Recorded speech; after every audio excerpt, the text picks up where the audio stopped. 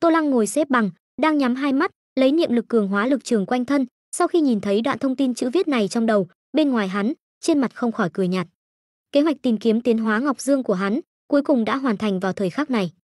Từ khi biết Adam có dị năng biết trước, hắn liền hiểu rõ, hắn muốn tìm được đối phương và tạo mối liên hệ với đối phương là cơ bản không thể.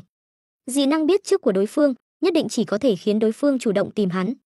Thế là, để Adam chủ động tới tìm hắn đã luôn lên kế hoạch trong lòng. Mà cho đến khi nhìn thấy Adam trái tim, biết được công năng của Adam trái tim, hắn mới có một loạt kế hoạch. Trước mang đi Adam trái tim, sau đó tới thần niệm môn mượn tạo hóa âm ngọc tăng lên trí lực và tinh thần, đột phá mở ra tiến hóa biến dị giai đoạn thứ 3, đồng thời cố ý thị uy với Từ Thanh Sơn, để Từ Thanh Sơn chứng kiến thực lực kinh khủng hiện tại của hắn. Ngay sau đó lại nhắc đến chuyện Adam và tạo hóa Dương Ngọc có thể có trong tay đối phương và cố ý che giấu việc đối phương có dị năng biết trước. Loại chuyện này chỉ cần dùng năng lực thôi miên tìm hiểu là có thể dễ dàng tìm hiểu được, tạo ra thiết kế vụng về. Muốn hại Từ Thanh Sơn chịu thiệt ở phương diện này, gia tăng sự chán ghét của Từ Thanh Sơn đối với hắn. Về sau, Từ Thanh Sơn sau khi thăm dò thực lực của Adam, khi hiểu rõ hai bên mình đều không đánh lại, tự nhiên sẽ chọn lợi dụng chênh lệch thông tin để châm ngòi ly gián, để bọn họ lưỡng bại câu thương, sau đó ngồi thu ngư ông đắc lợi. Mà vì vậy, Từ Thanh Sơn sẽ phải tiết lộ sự tồn tại của tạo hóa âm ngọc, dùng cái này để hấp dẫn Adam. Giống như Từ Thanh Sơn, người có mấy chục năm tạo hóa âm ngọc, khi biết còn có tạo hóa dương ngọc tồn tại, sẽ mãnh liệt muốn có được tạo hóa dương ngọc. Lấy tạo hóa dương ngọc trở thành kẻ tiến hóa đầu tiên trên thế giới, Adam tự nhiên cũng sẽ vô cùng mãnh liệt muốn có được tạo hóa âm ngọc sau khi biết còn có tạo hóa âm ngọc tồn tại. Thậm chí, dục vọng này của Adam còn mãnh liệt hơn so với Từ Thanh Sơn. Dù sao, sau khi Từ Thanh Sơn kéo ra chênh lệch rất lớn giữa thuộc tính trí lực tinh thần và thuộc tính thân thể, nhiều lắm chỉ là chia ra hai loại nhân cách nhân tính và thần tính, tư duy lý trí vẫn còn. Nhưng sau khi Adam kéo ra chênh lệch rất lớn giữa thuộc tính thân thể và thuộc tính trí lực tinh thần, hắn sẽ phải đối mặt với việc thông tin dục vọng của thân thể bao phủ tư duy ý thức, biến thành quái vật bị dục vọng thân thể chi phối. So sánh hai bên, Adam khẳng định thảm hơn nhiều. Tô Lăng chính là nắm bắt điểm này, mới chu hoạch kế hoạch hiện tại này. Hiện tại tạo hóa âm ngọc trong tay hắn, Adam muốn tăng lên ý thức, sẽ biết đến sự tồn tại của hắn. Như vậy hai bên tự nhiên sẽ sinh ra liên quan, để hắn có thể nhìn trộm phương vị của tạo hóa dương ngọc. Nếu không, Adam sẽ phải sống chui lủi trên thế gian với trạng thái hiện tại, đối mặt với sự truy sát không ngừng của tứ đại gia tộc, hoặc dung hợp bộ phận cơ thể làm một thể, mất lý trí, hoặc không dám dung hợp bộ phận cơ thể làm một thể, cả đời trốn đông trốn tây, hai bên thông tin không cân bằng, Adam căn bản không biết Tô Lăng có giới hạn thời gian nhiệm vụ ở thế giới này. Cho nên, đây thực ra là một dương mưu. Adam căn bản không có lựa chọn nào khác. Ngươi làm sao biết trên tay ta có thứ ngươi nói, ngươi hiểu rõ về thứ này bao nhiêu? Sau một thời gian trầm tư không ngắn, Adam rốt cục lại khống chế ký sinh thể mở miệng, hỏi Từ Thanh Sơn. Hắn không phủ nhận, bởi vì hắn đã có quyết đoán trong lòng. Nghe vật ký sinh của Adam hỏi, Từ Thanh Sơn nhíu mày. Đối phương đây coi như là ngầm thừa nhận trong tay xác thực có tạo hóa dương ngọc. Lúc này, Từ Thanh Sơn mở miệng trả lời, ta là Từ. Tuy nhiên, ông ta mới nói được mấy chữ, liền phát hiện thân thể vật ký sinh của Adam đối diện đang run không ngừng. Ông ta lập tức nhướng mày dừng lại, hỏi, ngươi làm sao vậy? Không có việc gì, ngươi nói tiếp. Adam khống chế ký sinh thể, run rẩy lắc đầu trả lời. Vật ký sinh của hắn sở dĩ run không ngừng, không phải vì lý do khác, mà là bởi vì khi Từ Thanh Sơn vừa mới mở miệng nói chuyện, dị năng biết trước của hắn đang điên cuồng cảnh báo hắn. Không thích nghe, không thích nghe, không thích nghe. Cảnh báo này đã mãnh liệt khi hắn mở miệng hỏi, mà khi hắn kiên trì hỏi xong, Từ Thanh Sơn mở miệng chuẩn bị trả lời, càng đạt đến một trình độ điên cuồng. Điên cuồng đến mức đã có chút can thiệp đến sự khống chế của hắn đối với những bộ phận cơ thể ký sinh khác. Thế nhưng, hắn không có lựa chọn. Tốt, Từ Thanh Sơn nghe vậy, cũng không hỏi thêm nữa, hai bên không có giao tình gì, ông ta vừa rồi hỏi chỉ là cảm thấy kỳ quái mà thôi. Ta là từ một người tên Vương Viễn Lâm biết được. Từ Thanh Sơn mở miệng, đem đường tắt và tin tức liên quan biết được tạo hóa dương ngọc, còn có sự tồn tại của Tô Lăng, cùng nhau nói cho Adam. Đã nói xong tất cả tin tức liên quan, đã là 10-20 phút trôi qua. Cuối cùng, Từ Thanh Sơn mở miệng tổng kết nói, hiện tại, tạo hóa âm ngọc đang trong tay người họ Vương kia. Nếu ngươi chịu đem tạo hóa dương ngọc trong tay ngươi cho ta mượn sử dụng một phen, ta có thể nói cho ngươi hắn hiện tại ở đâu. Nói xong, ông ta liền nhìn về phía vật ký sinh của Adam, làm xong phòng bị tập kích. Chỉ lấy tung tích của tạo hóa âm ngọc, muốn trao đổi sử dụng tạo hóa dương ngọc, đây kỳ thật không phải là một giao dịch công bằng công chính. Trước đó nếu không phải tạo hóa âm ngọc rơi vào tay Tô Lăng, đồng thời đối phương lấy tung tích của tạo hóa dương ngọc, còn có ma lực làm mồi nhử, ông ta căn bản không thể lại cho đối phương mượn tạo hóa âm ngọc. Cho nên, khi đưa ra mượn dùng tạo hóa dương ngọc với Adam, ông ta đã chuẩn bị tâm lý đối phương khó chịu, cưỡng ép động thủ moi ra tung tích của Tô Lăng từ trong miệng ông ta. Đương nhiên, trên thực tế hành vi lần này của ông ta bất quá là vì che giấu châm ngòi ly gián, muốn cuối cùng tọa thu ngư ông đắc lợi mà thôi. Coi như Adam không cho ông ta mượn dùng tạo hóa dương ngọc, ông ta cũng sẽ nghĩ biện pháp tiết lộ tin tức cho đối phương. Sở dĩ nói như vậy, bất quá là vì để hành vi của mình hợp lý hơn. Tuy nhiên, khiến Từ Thanh Sơn rất ngạc nhiên là vật ký sinh của Adam không công kích ông ta, mà là rơi vào ngây ngốc. Cảm giác này. Trong một căn phòng nào đó trong thị trấn, Adam ký sinh Adam chi não chủ tính chung tất cả vật ký sinh, nhíu mày cẩn thận cảm nhận cảm giác lúc này. Sau khi nghe Từ Thanh Sơn nói, hắn trước tiên không phải suy nghĩ làm thế nào cướp đoạt tạo hóa âm ngọc từ trong tay Vương Viễn Lâm kia, mà là cảm nhận cảm giác mà dị năng biết trước của hắn mang đến vào giờ phút này. Cỗ cảm giác nguy hiểm mà hắn không có bất cứ manh mối nào kia, lúc này đã biến mất không thấy gì nữa, thay vào đó là một loại cảm giác chưa từng có, giống như bị người giám sát bí mật mỗi lần khẽ động. Ngoài ra, còn có một loại cảm giác nguy hiểm bao phủ gợn sóng mỗi giờ mỗi khác. Về cường độ, không mãnh liệt như trước đó, nhưng lại giống như giòi trong xương, không ngừng quanh quẩn, lại không tìm thấy nguồn gốc. Adam phi thường không thích loại cảm giác này. Hắn cảm giác giống như bị một con rắn độc trong bóng tối theo dõi. Chẳng lẽ người tên Vương Viễn Lâm kia có một loại dị năng khiến người khác biết được tên hắn, liền sẽ bị hắn biết cụ thể phương vị. Adam không khỏi nảy sinh suy đoán trong lòng. Từ trong tin tức mà Từ Thanh Sơn vừa nói, hắn là đang nghe tên Vương Viễn Lâm, mới từ loại cảm giác nguy hiểm mãnh liệt cảnh báo điên cuồng kia, tiến vào loại cảm giác phảng phất bị một con rắn độc tùy thời mà động, theo dõi trong bóng tối này. Cho nên, hắn mới suy đoán hẳn là do người tên Vương Viễn Lâm này. Mà sau khi nảy sinh suy đoán này, hắn lập tức khống chế toàn bộ người trên thị trấn, mở tất cả thiết bị thông tin trong nhà, bao gồm TV, radio, còn có điện thoại. Hiện tại hắn đã đi vào nhân tố nguy hiểm, đã không cần ngăn cách thiết bị thông tin. Rất nhanh, theo tất cả thiết bị thông tin trên thị trấn mở ra, vật ký sinh tai trái của hắn, cơ hồ nghe được âm thanh phát ra từ tất cả thiết bị thông tin trên thị trấn. Sau đó, hắn liền nghe được quảng cáo tuyên truyền mang theo tên Vương Viễn Lâm trên TV, radio, còn có trong điện thoại. Quả nhiên, sau khi nghe thấy mấy thiết bị thông tin này, cơ hồ đều có liên quan đến tên Vương Viễn Lâm, Adam rốt cục xác nhận phỏng đoán trong lòng. Sau đó, hắn lại khống chế vật ký sinh trước mặt Từ Thanh Sơn, mở miệng nói, ngươi muốn mượn sinh mệnh bảo thạch sử dụng. Có thể, nhưng ngươi trước tiên phải tự mình mang ta tìm tới tên Vương Viễn Lâm kia. Người tên Vương Viễn Lâm này, dị năng đơn giản trời sinh khắc chế hắn. Bị một con rắn độc trong bóng tối như vậy nhìn chằm chằm, là ai cũng sẽ không dễ chịu. Huống chi hắn hiện tại ở trạng thái này. Tứ đại gia tộc chắc chắn đang tìm kiếm hắn khắp nơi, mà sau khi xem xét những thiết bị thông tin kia, hắn đã hiểu rõ trình độ phát triển của Internet. Dưới ảnh hưởng của Internet, trừ phi hắn ẩn thân tới lòng đất hoặc là vũ trụ, hoặc là rừng sâu núi thẳm không có người. Nếu không, với năng lực của tứ đại gia tộc, chỉ cần phát động một cuộc tổng điều tra bao trùm toàn Eric, liền có thể tìm ra tung tích đại khái của hắn.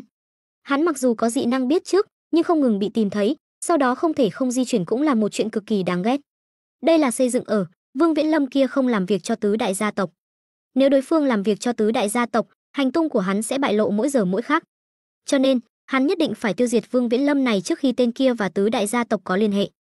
Vì thế, hắn thậm chí không tiếc đem khối thần khí bị hắn gọi là sinh mệnh bảo thạch, lá bài át chủ bài mà hắn có thể trở thành kẻ tiến hóa đầu tiên cho người phương Đông này. Đương nhiên, điều kiện tiên quyết là đối phương phải tự mình dẫn hắn đi tìm Vương Viễn Lâm này. Ách, nghe thấy lời của vật ký sinh Adam, Từ Thanh Sơn không khỏi sững sờ, căn bản không ngờ tới Adam sẽ đồng ý. Cho nên, khi nghe Adam nói có thể cho mượn khối sinh mệnh bảo thạch mà đối phương gọi, còn bản thân gọi là tạo hóa dương ngọc kia, có không khỏi có chút không kịp phản ứng. Nhưng rất nhanh, hàng lông mày của Từ Thanh Sơn lại không khỏi nhíu lại. Đối phương lại muốn Từ Thanh Sơn đích thân dẫn đi tìm người họ Vương kia. Yêu cầu này kỳ thật cực kỳ hợp lý, đặt mình vào hoàn cảnh người khác mà suy nghĩ, đổi lại là Từ Thanh Sơn cũng sẽ làm như vậy. Không tìm được người liền cho mượn đồ vật đi, vạn nhất là tin tức giả thì sao? Lùi một bước mà nói, coi như là tin tức thật, vạn nhất đối phương mang theo đồ vật chạy thì sao? Cho nên, nhất định phải làm cho đối phương hành động trong phạm vi khống chế mới được. Bất quá, cứ như vậy, Từ Thanh Sơn đi cùng cũng có chút nguy hiểm. Bất luận là phía Adam hay là phía Tô Lăng, Từ Thanh Sơn trước mắt đều không đánh lại. Đợi khi tìm tới, Từ Thanh Sơn rất có thể sẽ bị hai bên nhằm vào, diệt trừ trước. Hơn nữa, nếu Adam là người thông minh, hẳn là cũng đã hiểu Từ Thanh Sơn chuẩn bị châm ngòi ly gián, sau đó thật tối bên trong ngồi thu ngư ông đắc lợi. Nhưng cuối cùng, sau khi suy tư một phen, Từ Thanh Sơn vẫn gật đầu đáp ứng, "Tốt, ta dẫn ngươi đi tìm. Nhưng điều kiện tiên quyết là ngươi phải giao sinh mệnh bảo thạch trong miệng ngươi cho ta bảo quản ngay bây giờ. Trên đời này bất cứ chuyện gì đều có rủi ro." Từ Thanh Sơn muốn châm ngòi ly gián, tự nhiên không thể không mạo hiểm một chút nào. Vô luận là Adam hay là người họ Vương kia, Từ Thanh Sơn tuy không đánh lại, nhưng hai phe này muốn giết Từ Thanh Sơn cũng không phải chuyện dễ dàng. Từ Thanh Sơn vẫn có lòng tin nhất định đối với năng lực của mình. Chỉ cần hai phe này chạm mặt, Từ Thanh Sơn ném sinh mệnh bảo thạch ra, hai bên tuyệt đối sẽ vì tranh đoạt mà ra tay đánh nhau, lại không rảnh đối phó Từ Thanh Sơn. Đến lúc đó Từ Thanh Sơn chỉ cần chạy trốn thật xa, chờ đợi kết quả chiến đấu của hai bên là được. Nghĩ đến đây, Từ Thanh Sơn quyết định đích thân mang theo Adam đi tìm Tô Lăng. Có thể. Sau khi nghe Từ Thanh Sơn nói, Adam trầm ngâm một lát, rồi đáp ứng, ngươi đi theo ta. Nói xong, vật ký sinh trước mặt Từ Thanh Sơn quay người đi về phía thị trấn nhỏ. Từ Thanh Sơn thấy thế, cũng cất bước đi theo. Tuy nhiên, hai người không biết là, gần 20 phút trước, khi bọn họ vừa mới bắt đầu nói về Tô Lăng, ở cổ quốc phương Đông xa xôi, Tô Lăng đã biết được hết thảy. Thời gian trở lại 20 phút trước. Cổ quốc phương Đông, phía sau núi Thần Niệm Môn. Trong tinh thần bí động, ký chủ bị Adam chú ý, hai bên sinh ra liên quan, tin tức nhân sinh của Adam tự động sao chép, đổi mới hoàn tất. Adam, nam, người da trắng, 96 tuổi, người Eric, nghề nghiệp không, quá, kẻ tiến hóa đầu tiên, sở hữu dị năng, biết trước. Từng đoạn văn tự tin tức tràn vào trong đầu Tô Lăng. Cuối cùng, Tô Lăng ngồi xếp bằng, không ngừng đem niệm lực rót vào từ trường của bản thân, dị hóa thành lực trường, rồi chậm rãi mở mắt. Dù biết Adam đã trúng dương mưu, không còn lựa chọn nào khác, nhưng đến khi cùng Adam tạo được liên kết, thông tin về cuộc đời của Adam được sao chép vào đầu Tô Lăng, hắn mới hoàn toàn yên tâm. Sau đó, Tô Lăng bắt đầu xem xét những thông tin này. Rất nhanh, hắn biết được Adam đã trở thành tiến hóa giả đầu tiên trên thế giới này như thế nào, con đường tiến hóa và cả quá trình bị tứ đại gia tộc lợi dụng người thân, thiết kế, rồi giải phong ấn. Trong quá trình này, Tô Lăng rốt cuộc phát hiện tung tích của tiến hóa Dương Ngọc, không mang theo bên người, mà giấu ở dưới nước.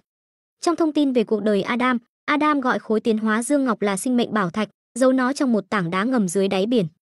Nghĩ lại cũng đúng, nếu Adam mang theo bên người, có lẽ nó đã bị tứ đại gia tộc lấy đi khi Adam bị tách ra.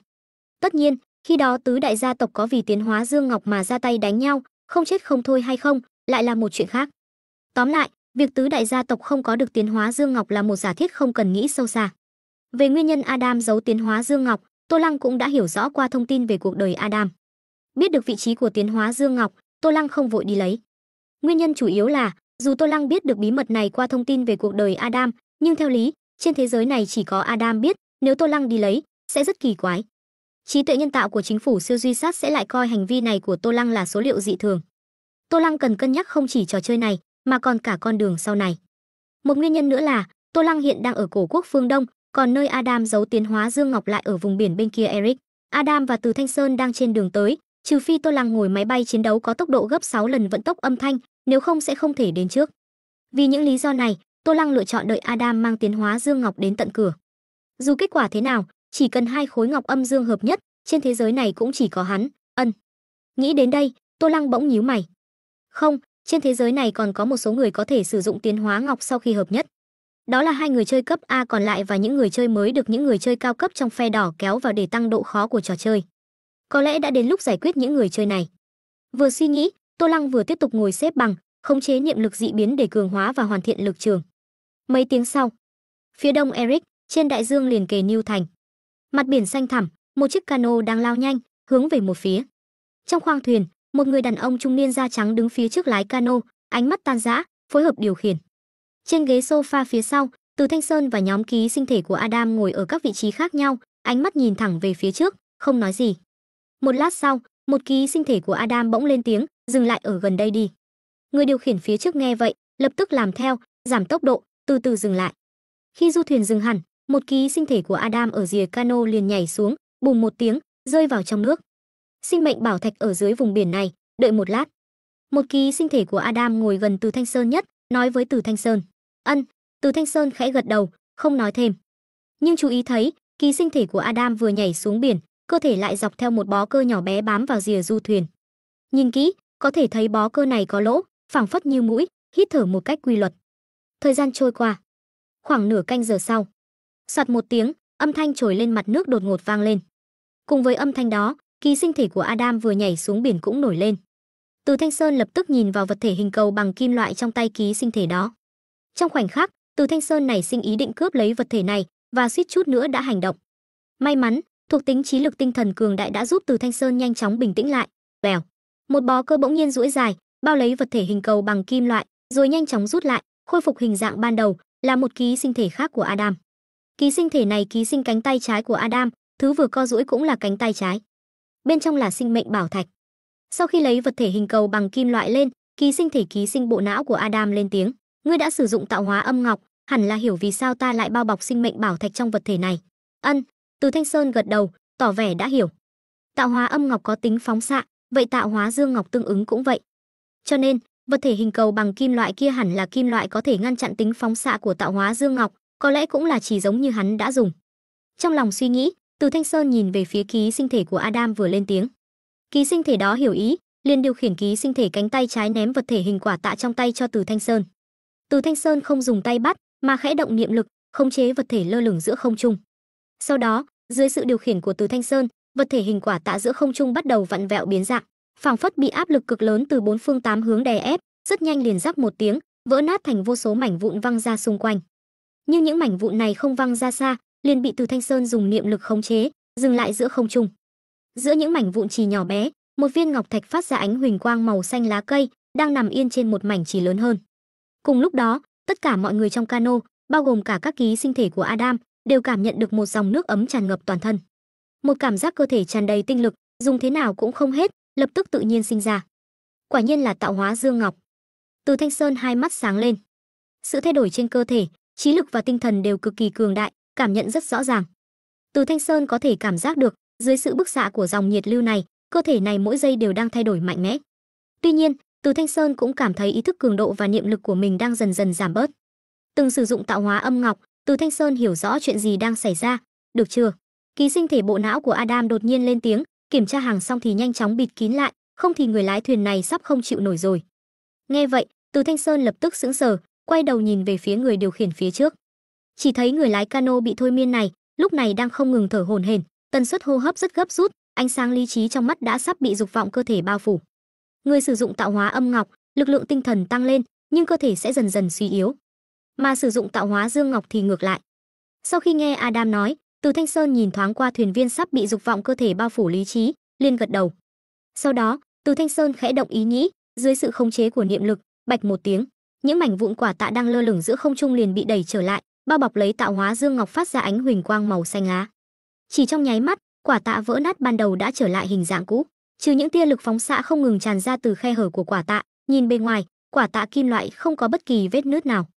Mà đối với lực lượng tràn lan của tạo hóa dương ngọc, Từ Thanh Sơn cũng có cách. Sau khi khống chế vô số khối chì nhỏ khép lại, liền điều khiển quả tạ giữa không trung xoay tròn nhanh chóng. Tốc độ xoay tròn từ chậm đến nhanh, chỉ mất 2-3 giây. Sau đó, tốc độ xoay tròn của quả tạ kim loại càng lúc càng nhanh. Đến cuối cùng, nhanh đến mức không thể nhìn rõ.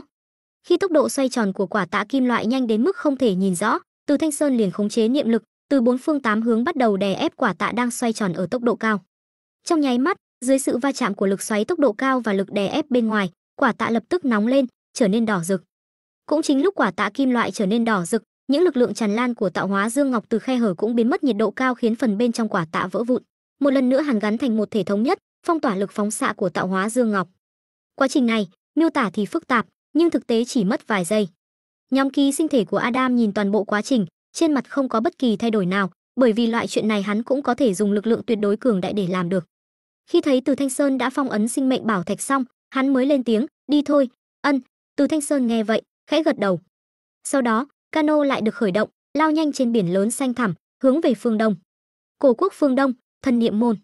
Trong một gian phòng luyện công ở một đình viện, Tiểu Điệp vẫn như thường ngày đắm chìm trong trạng thái thanh tĩnh công. Bỗng nhiên, một ý niệm giáng xuống, trực tiếp vang vọng trong óc cô. "Tiểu Điệp, là ta." Tiểu Điệp đang chìm đắm trong trạng thái thanh tĩnh công, đột nhiên mở mắt, nhìn xung quanh, rồi thăm dò, "Tiến sĩ." "Ân." Một ý niệm khác giáng xuống, đáp lại cô. Nhận được ý niệm này, vẻ mặt không chắc chắn của Tiểu Điệp lập tức chuyển thành mừng rỡ. Cô reo lên, "Tiến sĩ, ngài lại tới Thần Niệm Môn rồi." Lần trước Tô Lăng rời khỏi Thần Niệm Môn đã một thời gian. Trong khoảng thời gian này, Tiểu Điệp luôn khổ luyện thanh tĩnh công để nâng cao lực lượng tinh thần và đọc sách trong Thần Niệm Môn. Vì vốn có thiên phú về phương diện này, nên sau một thời gian, cô cũng coi như đã tìm ra con đường, có được một chút lực lượng tinh thần và học được phương pháp thôi miên. Tất nhiên, cô vẫn chưa thể làm được như Tô Lăng, một ý niệm liền thôi miên người, cần giống như Kevin trước kia, trước tiên phải chuyển hướng sự chú ý của người khác, sau đó mới có thể thôi miên thành công. Tuy nhiên, dù vậy, tiến bộ của cô đã rất nhanh. Phải biết, Kevin đã tu hành thanh tĩnh công ở cổ quốc phương Đông 2-3 năm mới có được thành tựu này. Tiểu Điệp mới chỉ tu hành 1-2 tháng ngắn ngủi. "Ân." Ý niệm của Tô Lăng lại truyền đến, đáp lại cô, "Nhưng ta hiện đang bế quan ở đây, không thể ra ngoài, có một số việc cần ngươi giúp." "Tiến sĩ cứ nói." Nhận được ý niệm này của Tô Lăng, Tiểu Điệp lập tức vỗ ngực, cười đáp. Mục đích chính của cô khi đến Thần Niệm Môn tu hành là để có được sức mạnh giúp đỡ Tô Lăng. Nghe Tô Lăng muốn cô giúp, cô đương nhiên rất vui mừng. "Ha ha, Tiểu Điệp trưởng thành rồi." Ý niệm của Tô Lăng truyền đến, mang theo ý cười khen ngợi Tiểu Điệp, rồi dặn dò, ngươi bây giờ lập tức rời khỏi thần niệm môn, đi tìm nha, khi tìm được nha, hãy giúp hắn làm những việc trong tay là được. Hắc hắc, nghe Tô Lăng khen ngợi, Tiểu Điệp cười hắc hắc, rồi khẽ giật mình, anh ấy gặp phiền phức sao? Không có, chỉ là tốc độ phát triển của hắn quá chậm, nếu ngươi có thể dùng những gì đã học ở thần niệm môn để giúp hắn có thể sẽ phát triển rất nhanh. Ý niệm của Tô Lăng lại truyền đến, giải thích. Trước kia, nha được hắn phái đi quốc gia khác phát triển thế lực.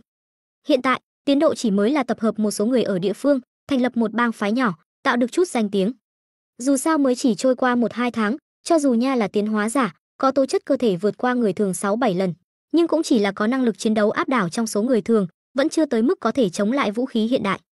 Tuy nhiên, nguyên nhân Tô Lăng phái nha đi, không phải là vì phát triển thế lực ở quốc gia khác, tích lũy vốn liếng, mà là để chôn dây. Quốc gia mà hắn phái nha đến, chính là một quốc gia liền kề với cổ quốc phương Đông. Quốc gia này rất nhỏ, nhưng thực lực kinh tế vẫn khá. Nhưng đây không phải trọng điểm là hai người chơi cấp A còn lại của phe đỏ đang ẩn thân ở quốc gia này. Nguyên nhân chính Tô Lăng phái nha đến quốc gia này là để nha trong quá trình phát triển thực lực ở quốc gia này, có thể gặp gỡ hai người chơi cấp A kia, chuẩn bị cho việc chạm mặt sau này. Gương mặt châu Á, ở Eric và các quốc gia phương Tây khác đầy người da trắng hoặc da đen, việc phát triển gặp khó khăn khách quan, đây là một lẽ thường. Vì vậy, hắn điều động hai thuộc hạ có cùng gương mặt châu Á, một người đến cổ quốc phương Đông, một người đến tiểu quốc sát vách cổ quốc phương Đông, đều là phát triển tích lũy vốn liếng trong môi trường có gương mặt châu Á, đây là thao tác bình thường, hoàn toàn hợp lý. Tất nhiên, việc Tô Lăng bảo Tiểu Điệp đi tìm nha bây giờ, thực ra là vì sự an toàn của Tiểu Điệp. Sắp tới có lẽ sẽ có một trận chiến lớn, hắn đây là đang muốn Tiểu Điệp rời đi. Tiểu Điệp tự nhiên không biết dụng ý của Tô Lăng. Sau khi nghe Tô Lăng truyền niệm, cô khẽ gật đầu, vậy sao? Được. Vậy ta nói với sư phụ một tiếng, rồi lập tức đi tìm anh trai ta. Ân, Tô Lăng lại truyền đạt ý niệm. Sau đó, Tiểu Điệp liền đi tìm Vương Tĩnh Văn, nói muốn rời khỏi thần niệm môn. Vương Tĩnh Văn ban đầu có chút bất ngờ và không muốn để Tiểu Điệp rời đi, nhưng khi nghe là do Tô Lăng dặn dò, dù vẫn có chút không muốn, sợ trì hoãn việc tu hành của Tiểu Điệp, nhưng cuối cùng vẫn không thể không đồng ý. Nàng cảm giác nguy hiểm về mặt tinh thần, khiến nàng nhận ra không đồng ý sẽ rất nguy hiểm. Tuy nhiên, khi biết Tiểu Điệp muốn đi làm, có chút không yên lòng, Vương Tĩnh Văn, vì lý do an toàn, đã chọn đi cùng Tiểu Điệp. Đây có tính là thiện hữu thiện báo không? Khi thấy Vương Tĩnh Văn và Tiểu Điệp cùng rời đi, Tô Lăng ở trong tinh thần bí động phía sau núi không khỏi cảm thán. Sau đó, hắn không quan tâm đến bên ngoài nữa, chuyên tâm khôi phục thuộc tính cơ thể bị suy yếu do lực phóng xạ của tiến hóa ngọc âm và dùng niệm lực cường hóa lực trường xung quanh. Đồng thời, trong đầu, hắn cũng đang lợi dụng năng lực bản thân toàn chi, theo dõi tình hình của Adam và Từ Thanh Sơn. Từ Thanh Sơn và Adam cứ như vậy thôi miên người thủy thủ kia lái chiếc thuyền chuyển phát nhanh trên biển. Hễ gặp thuyền khác liền tiến hành thôi miên, cướp dầu và thức ăn trên thuyền để tiếp tế, cứ như vậy vượt qua đại dương, hướng về cổ quốc phương Đông. Cuối cùng, mất 3 ngày, hai người đã đến được bờ biển cổ quốc phương Đông. Sau đó, hai người lại dùng năng lực thôi miên, thông suốt tiến vào cổ quốc phương Đông, đến tỉnh thành nơi có thần niệm môn. Vào giữa trưa ngày thứ tư, Từ Thanh Sơn và một đám ký sinh thể của Adam cuối cùng đã đến chân núi lớn nơi có thần niệm môn. Ngươi chắc chắn Vương Viễn Lâm ở đây. Dưới chân núi, Từ Thanh Sơn và tổng cộng 5 ký sinh thể của Adam cùng ở đó. Sau đó, một trong những ký sinh thể của Adam nhìn về phía Từ Thanh Sơn, hỏi. Từ Thanh Sơn khẽ gật đầu, trả lời, chắc chắn. Hắn vẫn luôn ở đây không di chuyển.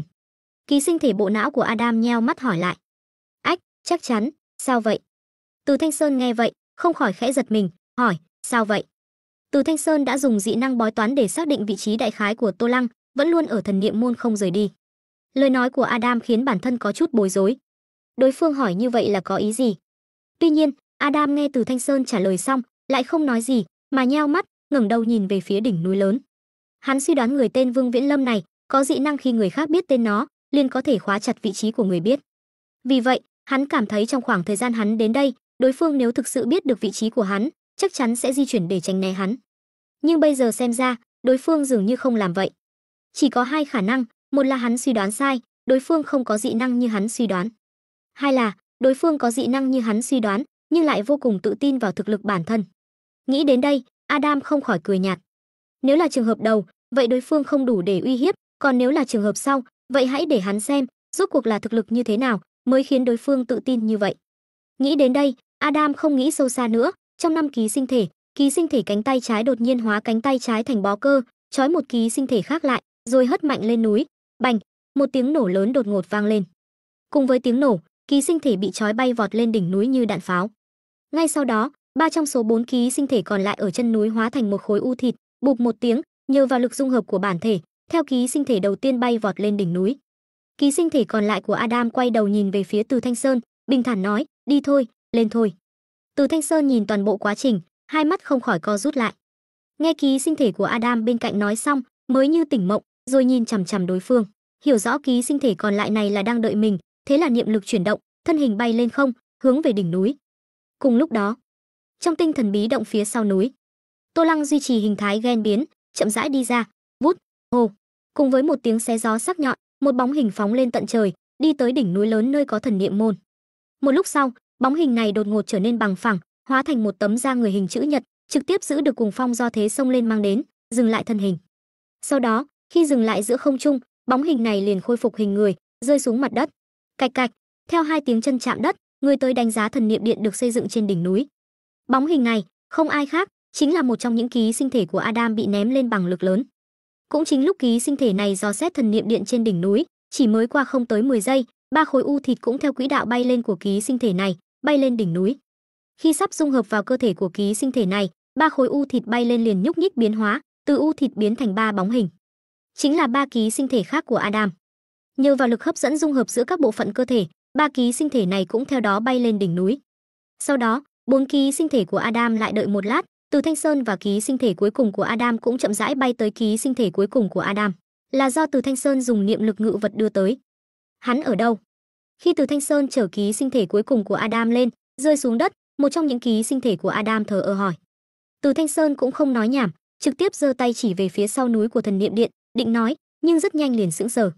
Trí lực và tinh thần vượt trăm, thị lực của Từ Thanh Sơn vô cùng rõ ràng, lại có chút thần thông xa xôi, liền thấy được phía sau núi, hướng tinh thần bí động, Tô Lăng đang ở hình thái quái vật mà Từ Thanh Sơn từng thấy, đứng bên ngoài tinh thần bí động chờ đợi. Đối phương đây là đang đợi cái gì? Chẳng lẽ là đang đợi bọn họ? Ý nghĩ này lập tức xuất hiện trong lòng Từ Thanh Sơn, mà bản thân không có đủ thông tin, không thể suy luận ra Tô Lăng có dị năng định vị như Adam. Adam bên cạnh không biết suy nghĩ của Từ Thanh Sơn, sau khi Từ Thanh Sơn giơ tay chỉ về phía sau núi, hắn hiểu ý gật đầu. Một lúc sau, ký sinh thể cánh tay trái trong số các ký sinh thể của hắn lại hóa cánh tay trái thành bó cơ, quấn lấy một ký sinh thể khác, ném về phía sau núi. Vút, lần này, lực đạo rõ ràng yếu hơn nhiều so với lúc ở dưới chân núi, chỉ có một tiếng xé gió sắc nhọn vang lên. Ngay sau đó, lại có ba ký sinh thể hóa thành u thịt, mượn lực dung hợp giữa các bộ phận cơ thể, theo ký sinh thể phía trước mà đi, lại để lại một ký sinh thể. Từ Thanh Sơn thấy vậy, cũng lập tức hiểu ý, điều khiển niệm lực, chở ký sinh thể còn lại bay về phía sau núi. Vút, tiếng xé gió sắc nhọn vang lên. Đứng bên ngoài tinh thần bí động, duy trì hình thái ghen biến, Tô Lăng, hai tay vẫn ôm trước ngực, đôi mắt dọc nhìn thẳng vào ký sinh thể của Adam đang bay tới từ xa, không nhúc nhích. Khi ký sinh thể của Adam bay tới, bay đến trước mặt Tô Lăng không xa, ký sinh thể này đột ngột mềm nhũn ra, biến thành một tấm da người, túi lên một luồng gió lớn, dừng lại thế bay tới, sau đó lại khôi phục hình người, rơi xuống đất. Ba khối u thịt theo sát phía sau, cũng lần lượt rơi xuống ba vị trí phía sau ký sinh thể của Adam, rồi từ từ nhúc nhích, khôi phục thành hình người. Trong quá trình này, ký sinh thể của Adam đến trước tiên, ánh mắt ngạc nhiên nhìn từ trên xuống dưới hình thái ghen biến của Tô Lăng, cuối cùng dừng lại ở cái đuôi phía sau Tô Lăng, một trái tim đang không ngừng đập. Một giây sau, ký sinh thể của Adam đột ngột lên tiếng, đây chính là sự tự tin của ngươi. Kích hoạt hoạt tính tế bào phần lớn cơ thể và phát triển đa chuỗi gen. Tô Lăng nghe vậy, mỉm cười, nói, Adam phải không, nghe danh đã lâu, lần đầu gặp mặt, mong được chỉ giáo.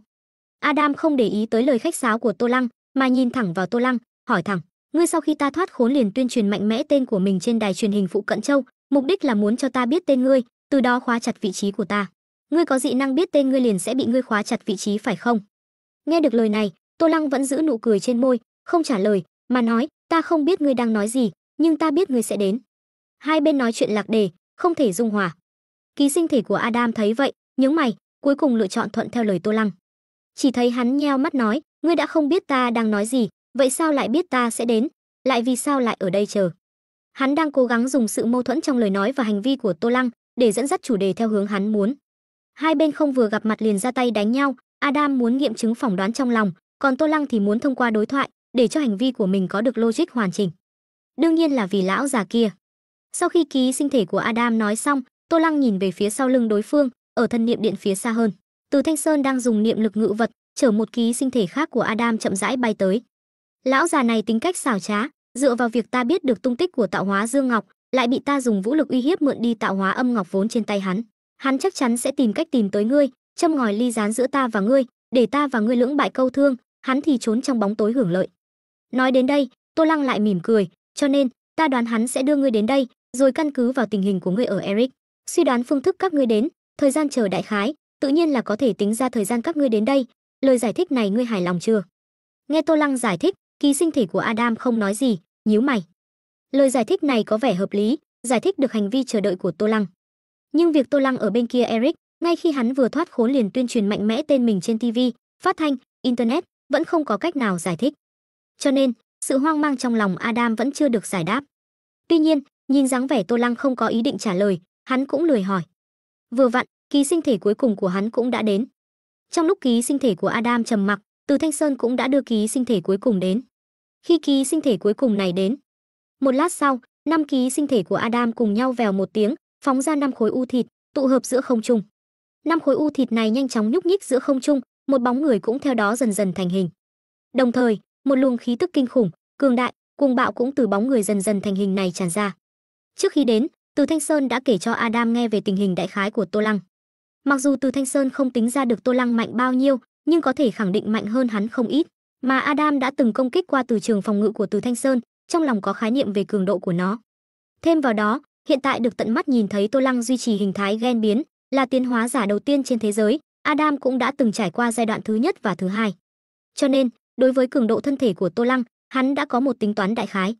Đồng thời, cộng thêm thông tin từ Thanh Sơn cung cấp, khối tạo hóa âm ngọc mà đối phương có được rất có thể đã tăng thuộc tính trí lực tinh thần lên rất nhiều. Kết hợp đủ loại thông tin, Adam không hề khinh địch. Ngay từ đầu, hắn đã lấy ra toàn lực trước mắt, đem 5 bộ phận cơ thể dung hợp làm một.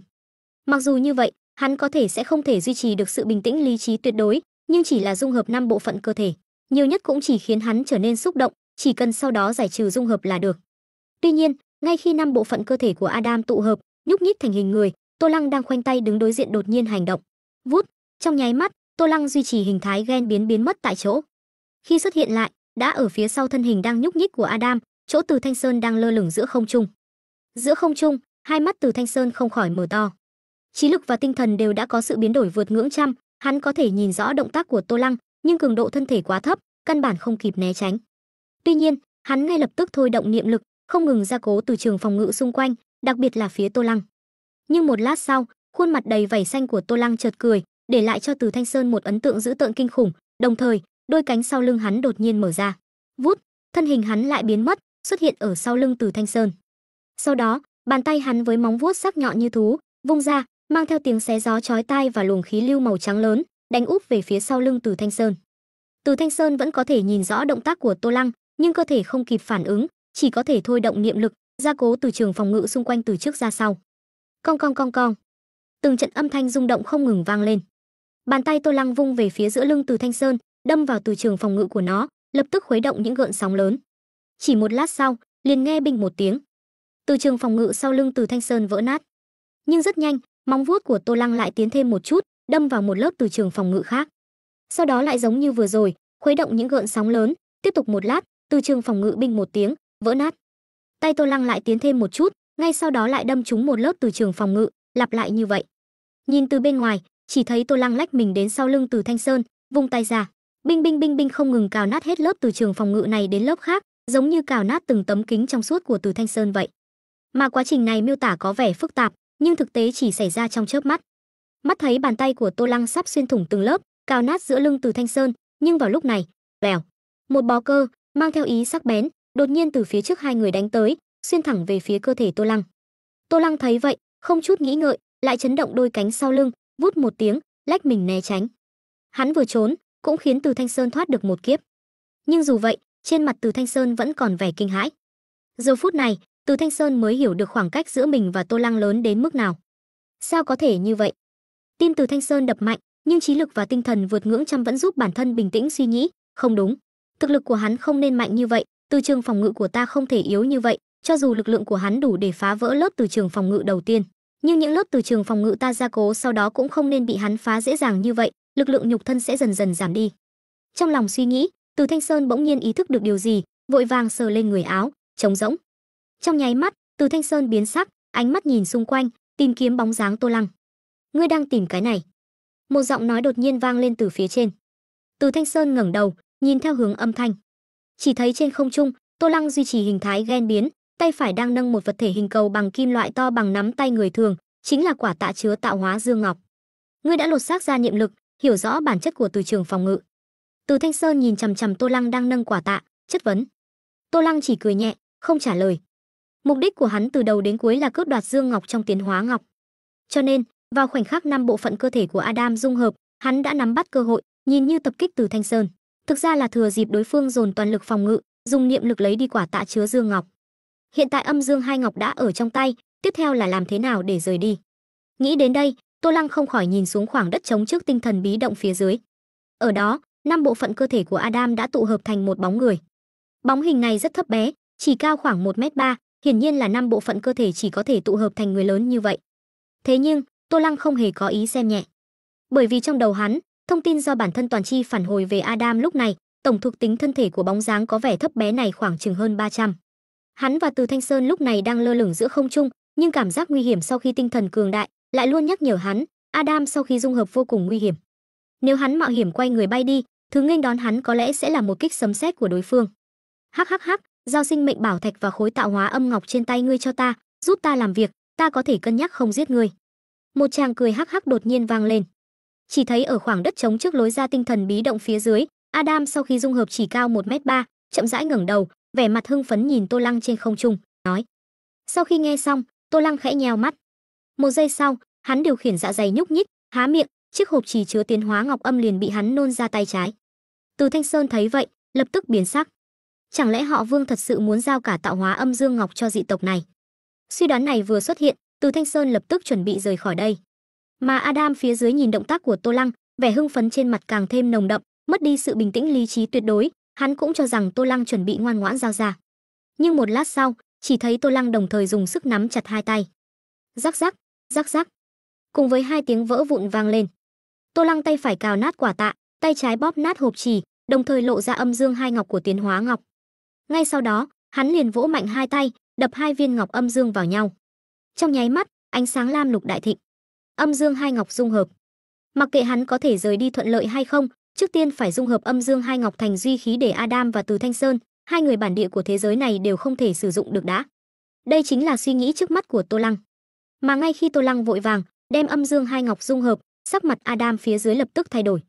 Hắn không biết động tác này của Tô Lăng có ý nghĩa gì, nhưng dị năng biết trước của hắn lại nhắc nhở hắn, nhất định phải ngăn cản đối phương ngay lập tức, bằng không hắn sau này sẽ vô cùng nguy hiểm. Vì vậy, Adam không do dự, trực tiếp lựa chọn ra tay. Chỉ thấy bóng dáng hắn trong nháy mắt biến mất tại chỗ, trong khoảnh khắc liền xuất hiện trước mặt Tô Lăng đang lơ lửng trên không, đồng thời còn kèm theo một cú đá ngang quét tới. Lúc này, Tô Lăng hai tay mới khép lại, ánh sáng lam lục mới từ khe hở giữa hai bàn tay khép lại bắn ra. Cùng lúc đó, âm thanh bộc phát khi thân hình Adam hành động cũng mới chậm rãi vang lên. Vút, xoẹt, động tĩnh bộc phát khi di chuyển với tốc độ cao. Còn có gió mạnh phá không khi cú đá ngang quét tới Adam sau khi tụ hợp, lực bộc phát đã vượt qua âm thanh.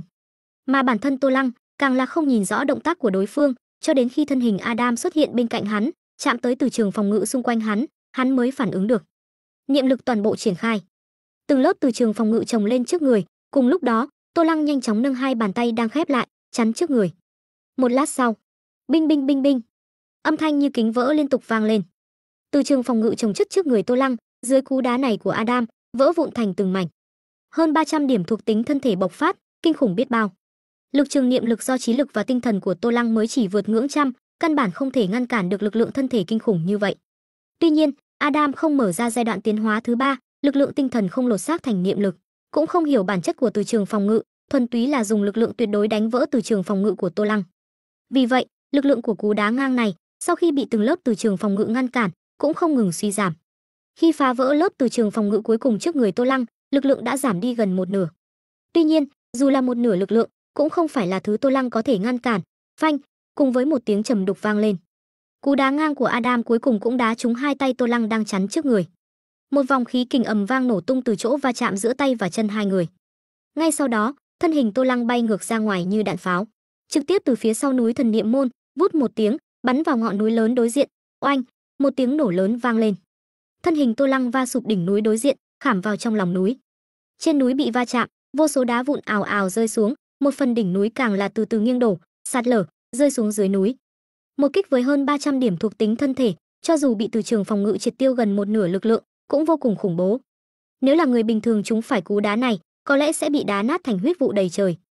Nhưng may mắn là thuộc tính thân thể của Tô Lăng cũng không thấp, gần đạt ngưỡng trăm, tuy không ngăn được, nhưng cũng đủ để chịu đựng.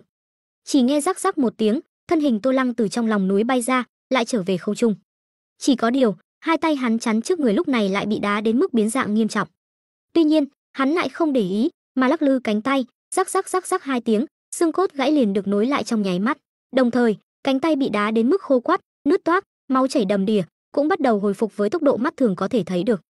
Thể lực gần đạt ngưỡng trăm, năng lực hồi phục của hắn đã khác biệt hoàn toàn so với người thường. Không hổ là tiến hóa giả đầu tiên. Sau khi nối xương tay xong, Tô Lăng nhìn Adam ở đỉnh núi đối diện. Adam sau khi tụ hợp không có năng lực lơ lửng, cho nên sau khi đá bay hắn bằng một cú đá ngang, liền kéo dài cơ thể ra một bó cơ, bám vào ngọn núi phía sau, kéo mình trở về. Nhưng Adam sau khi trở về, nhìn Tô Lăng từ xa, thân hình thấp bé phía sau lại nhúc nhích, phốc phốc. 6 chiếc xương trắng đột nhiên đâm ra từ sau lưng hắn, rồi phân nhánh sang hai bên, mỗi bên 3 chiếc. Ngay sau đó, da thịt trên người hắn bắt đầu nhúc nhích leo lên, bao phủ những chiếc xương trắng phân nhánh sang hai bên. Rất nhanh, khi da thịt che phủ toàn bộ xương trắng phía sau, một đôi cánh thịt dần dần thành hình. Lấy xương trắng làm khung, da thịt làm màng, trông giống như một đôi chân vịt to lớn vác trên lưng. Mà khi Adam mọc ra đôi cánh thịt này, Tô Lăng lại nhìn vào lòng bàn tay, tiến hóa ngọc đã hợp nhất.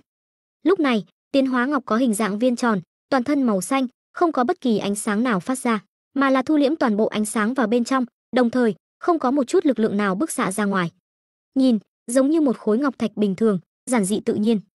Nhưng Tô Lăng cầm trong tay, đáy mắt lại hiện ra rất nhiều thông tin nhắc nhở liên quan của hệ thống. Chúc mừng người chơi, Tô Lăng phát hiện nhất duy khí tiến hóa ngọc. Nhất duy khí tiến hóa ngọc, vật khởi nguyên tạo ra thế giới nhất duy, duy nhất thuộc về thế giới thần ma siêu tiến hóa, có công năng phụ trợ sinh mệnh thể mở ra toàn diện tiến hóa. Chú ý, sinh mệnh thể từ nhất duy trở xuống, bao gồm cả nhất duy, không thể sử dụng. Chúc mừng người chơi phát hiện duy khí nhắc nhở ấm áp, người chơi có thể đem duy khí không cần dùng cùng cửa hàng vĩ độ của chính phủ trò chơi siêu duy sát. Hối đoái vĩ độ điểm tương ứng sử dụng vĩ độ điểm có thể mua sắm thương phẩm trong cửa hàng vĩ độ. Kiểm tra thấy bản thể ý thức của người chơi là sinh mệnh tam duy, phù hợp điều kiện sử dụng nhất duy khí tiến hóa ngọc. 4 thông tin hệ thống này biểu thị lúc này tiến hóa ngọc mới là nhất duy khí tiến hóa ngọc hoàn chỉnh. Mà ngoài 4 thông tin hệ thống này, đáy mắt hắn còn có những thông tin khác.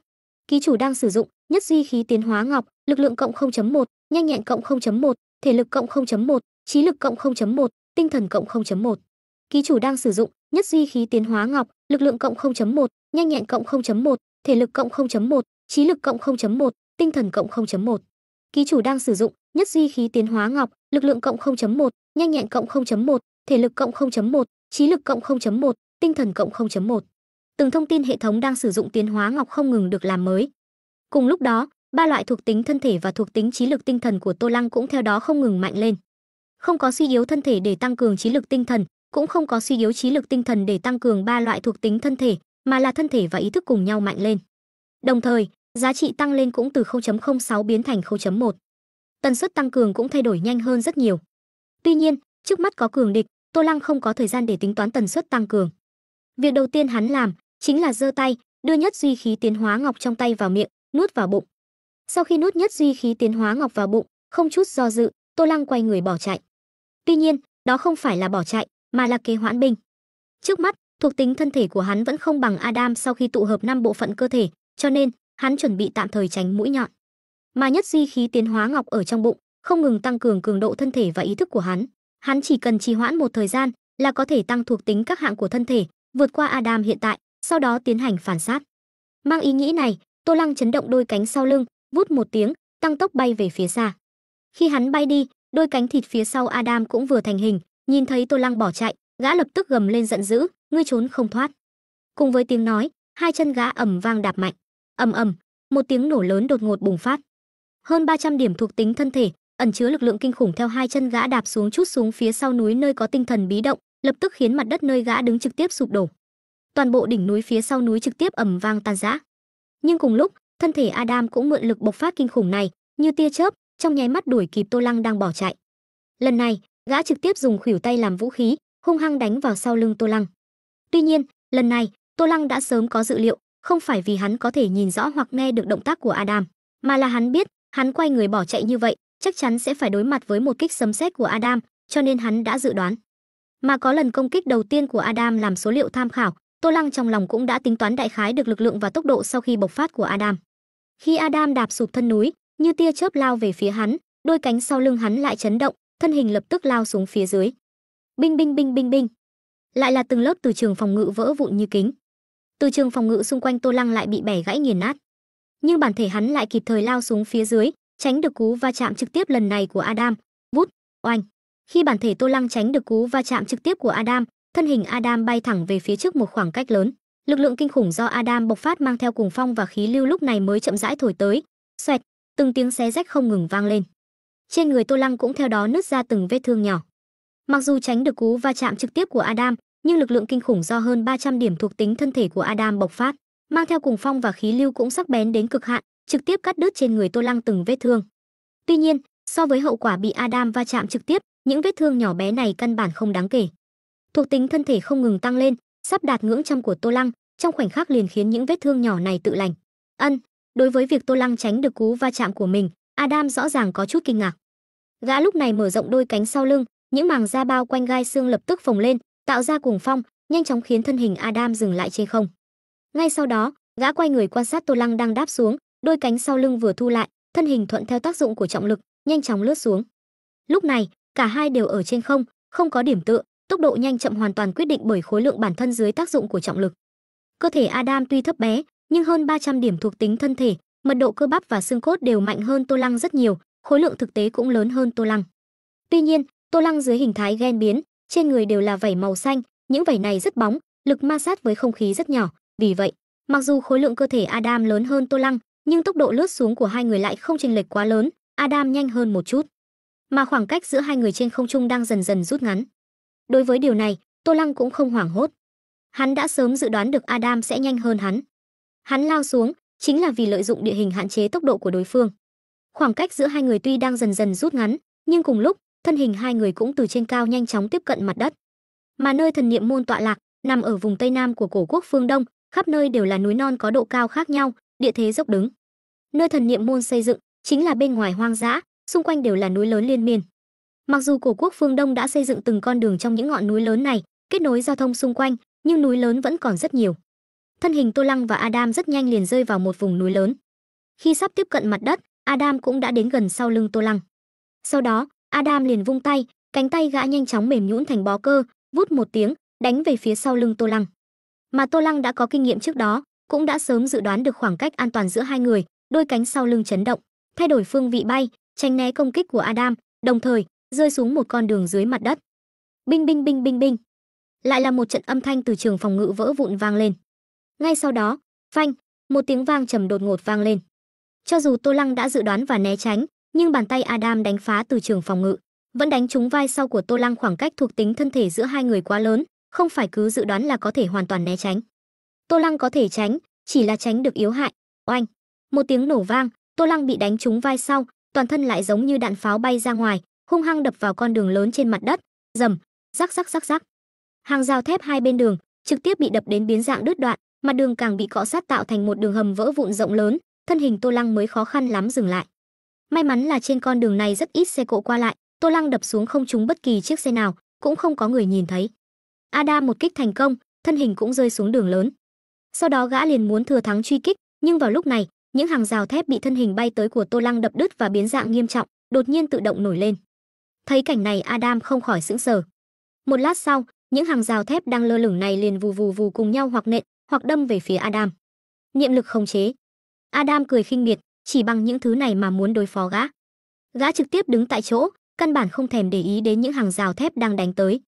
Mà những hàng rào thép này hoặc nện hoặc đâm vào cơ thể Adam, căn bản không tạo thành bất kỳ tổn thương nào.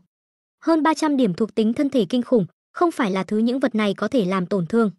Tuy nhiên, một giây sau, những hàng rào thép đâm trúng Adam, không gây ra bất kỳ tổn thương nào, đột nhiên nhanh chóng vặn vẹo biến dạng, giống như dây thép gai, không ngừng quấn chặt lấy Adam. Adam thấy vậy, nhướng mày, thân hình nhảy lên, muốn nhảy ra khỏi sự trói buộc của những hàng rào thép này. Nhưng những hàng rào thép vừa rồi đâm trúng gã, chồng chất xung quanh gã quá nhiều, thân hình gã nhảy lên không những không nhảy ra, ngược lại còn bị những hàng rào thép ở lớp ngoài bao lấy thân hình. Adam lập tức dùng hai tay bẻ gãy những hàng rào thép đang quấn lấy gã. Nhưng gã bẻ gãy một cái, lập tức lại có một cái khác quấn lấy gã, những hàng rào thép xung quanh liên tục không ngừng trói đến như dây thép gai, đúng là tạm thời vây khốn gã. Hóa ra, Tô Lăng chưa bao giờ nghĩ rằng niệm lực khống chế những hàng rào thép này có thể làm tổn thương Adam, mục đích ban đầu của hắn là tạm thời vây khốn Adam. Sau khi dùng hàng rào thép tạm thời trói Adam, thân hình Tô Lăng đang nằm trên mặt đất lập tức bật dậy, nhanh chóng bay vào trong núi lớn xung quanh. Vừa bay vào núi lớn, Tô Lăng vừa nhìn bảng thuộc tính nhất duy của mình, trong lòng tính toán. Nhanh thôi, ba loại thuộc tính thân thể sắp đột phá ngưỡng biến đổi 100. Ngay trong lúc giao chiến vừa rồi, ba loại thuộc tính thân thể của hắn đã sắp đột phá ngưỡng biến đổi 100 này, dưới sự tăng cường của tiến hóa ngọc. Tô Lăng từng suy đoán, thuộc tính đạt đến ngưỡng sẽ xuất hiện biến đổi. Ở thế giới trò chơi thứ 3, lực lượng của Tô Lăng đột phá 10 điểm, cơ thể mọc ra da thịt, có thể ngăn cản súng đạn thông thường, nhanh nhẹn đột phá 10 điểm, gân cốt tiến vào giai đoạn sinh trưởng thứ 2. Sau đó, ở thế giới trò chơi thứ 4, thể lực của hắn cũng đột phá 10 điểm, lột xác ra khả năng tự lành nhanh chóng. Về sau, ba loại thuộc tính thân thể của hắn tuy không ngừng tăng lên, nhưng chưa đột phá ngưỡng trăm, vì vậy chưa phát sinh lần biến đổi thứ 2, chỉ có năng lực lột xác lần đầu không ngừng được tăng cường. Tuy nhiên, trong thế giới trò chơi này, Tô Lăng đã thành công đưa trí lực và tinh thần vượt ngưỡng 100, nghiệm chứng lần biến đổi thứ 2 ở ngưỡng trăm. Vì vậy, đối với sự biến đổi khi ba loại thuộc tính thân thể sắp đột phá 100 điểm, Tô Lăng rất mong đợi. Trong lòng suy nghĩ, Tô Lăng đã trốn vào trong núi lớn. Nhờ địa hình núi lớn và cây cỏ che chắn, bóng dáng hắn nhanh chóng hòa vào cảnh vật xung quanh. Rắc, rắc, rắc, rắc. Bịch, bịch, bịch, bịch. Cùng với những âm thanh đứt đoạn liên tục và tiếng thép rơi xuống đất. Sau khi Tô Lăng trốn vào núi lớn xung quanh, không còn niệm lực khống chế, Adam đã bẻ gãy những hàng rào thép trói buộc gã, nhảy lên, thoát khốn. Thoát khốn xong, vẻ mặt gã lộ rõ sự phẫn nộ, ánh mắt nhìn thẳng hướng Tô Lăng bỏ chạy, chân đạp mạnh xuống đất. Ầm ầm, một tiếng nổ lớn, con đường dưới chân gã trong nháy mắt sụp đổ, lõm xuống một hố sâu rạn nứt lớn. Mà Adam cũng mượn lực lượng khổng lồ này, thân hình bay vọt lên, thẳng lên không trung, đôi cánh thịt phía sau mở ra, không ngừng vỗ, để thân hình lơ lửng, đồng thời miệng lẩm bẩm, không biết đang niệm gì. Chỉ một lát sau, tai trái gã khẽ động. Một giây sau, thân hình gã đột ngột đáp xuống, lao về phía một khe núi.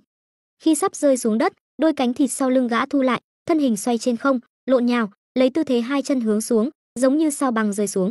Ầm ầm, một tiếng nổ lớn vang vọng khe núi.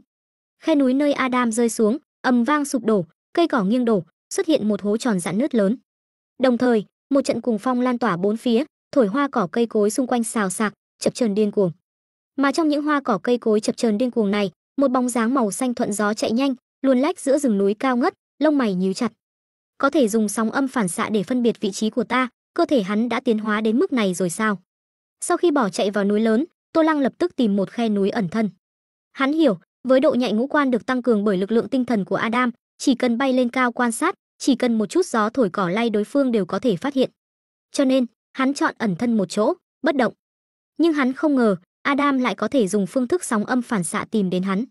Điều này lập tức khiến hắn kinh ngạc. Bởi vì trong thông tin về cuộc đời đối phương, hắn không thấy thủ đoạn này. Nhưng rất nhanh, hắn lại cảm thấy hợp lý. Rất nhiều động vật có khả năng phân biệt sự vật bằng sóng âm phản xạ, như dơi, cá heo, hải cẩu. Cơ thể Adam đã tiến hóa đến một trình độ cực kỳ khoa trương, tai trái cũng có khả năng phân biệt tần số sóng âm cao thấp, có được năng lực này cũng không có gì lạ. Về việc tại sao không thấy hắn thi triển năng lực này trong thông tin về cuộc đời đối phương, tự nhiên là vì trước hắn, trên thế giới này không ai có thể ép Adam đến bước này. Nghĩ đến đây, Tô Lăng không xoắn xuýt nữa. Còn thiếu một chút. Vừa luồn lách nhanh trong rừng cây, Tô Lăng vừa chú ý đến thuộc tính thân thể. Trước đó, ba loại thuộc tính thân thể của hắn trung bình khoảng 87, nhưng bây giờ đã tăng lên hơn 90 điểm, chỉ thiếu một chút nữa là đạt ngưỡng trăm. Mà Adam dường như cũng vì dị năng biết trước, trở nên táo bạo hơn. Chết đi, tiếng gầm giận dữ đột nhiên vang lên từ phía sau Tô Lăng. Từ trên không lao xuống, ném ra hố to ở khe núi, Adam đã tìm lại được tung tích của Tô Lăng, nhanh chóng đuổi theo. Ở mặt đất, nơi có lực để mượn, tốc độ của gã nhanh hơn Tô Lăng rất nhiều. Oanh! Chỉ nghe phía sau lại vang lên một tiếng nổ, thân hình Adam như tia chớp, đâm nát từng cây đại thụ trong rừng, vượt lên trước, đến sau lưng Tô Lăng. Binh binh binh binh. Lại là âm thanh từ trường phòng ngự liên tục vỡ vụn vang lên. Adam trong khoảnh khắc phá vỡ từ trường phòng ngự xung quanh Tô Lăng. Tuy nhiên, lần này gã không giống hai lần trước, trực tiếp dùng lực lượng thân thể kinh khủng va chạm Tô Lăng, mà là hai tay mềm nhũn vung ra, vòng qua hai bên Tô Lăng, phong tỏa không gian né tránh. Tô Lăng tự nhiên cũng rõ ý đồ của Adam, lập tức chấn động đôi cánh sau lưng, lại bay lên. Tuy nhiên, Adam chờ đợi chính là khoảnh khắc này. Gã không phong tỏa không gian phía trên Tô Lăng, chính là để dẫn dụ Tô Lăng bay lên. Chỉ thấy hai tay gã vòng qua hai bên Tô Lăng, nhanh chóng quấn lấy mười mấy cây cổ thụ to khỏe, sau đó năng lực mềm nhũn trong nháy mắt thu lại. Cả người gã lập tức giống như súng cao su bay vọt lên, với tốc độ gấp mấy lần vận tốc âm thanh, mang theo từng vòng sóng âm khí bạo, ầm vang va chạm về phía Tô Lăng đang bay lên. Với tốc độ kinh khủng như vậy, với thân hình mới bay lên và thuộc tính cường độ của Tô Lăng, bình thường mà nói, căn bản không kịp phản ứng. Nhưng đột nhiên, thân hình Tô Lăng đang bay lên, đột nhiên như bị va đập mạnh từ bên cạnh, phanh một tiếng, bay ngang ra ngoài trên không trung. Mà cú bay ngang này, hiểm hóc tránh được một kích kinh người này của Adam. Cái gì? Adam đang bay lên với tốc độ gấp mấy lần vận tốc âm thanh, lập tức sửng sốt, không hiểu chuyện gì xảy ra. Nhưng một giây sau, gã hiểu rõ. Tô Lăng vừa rồi đã khống chế niệm lực, tự đánh mình, cưỡng ép thay đổi phương vị.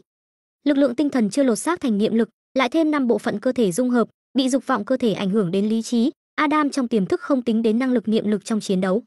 Nghĩ đến đây, sắc mặt Adam lập tức tối sầm.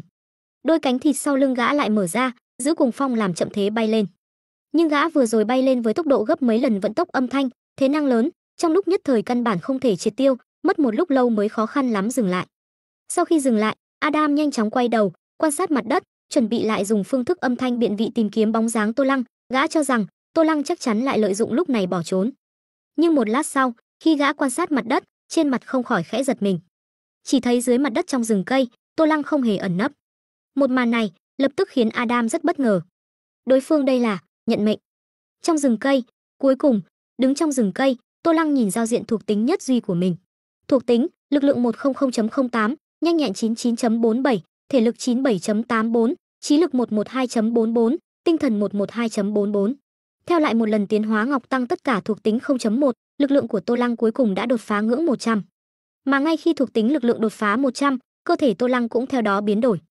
Một cảm giác khống chế bắp thịt toàn thân, xương cốt, máu, lông tóc trong nháy mắt tự nhiên sinh ra từ đáy lòng Tô Lăng.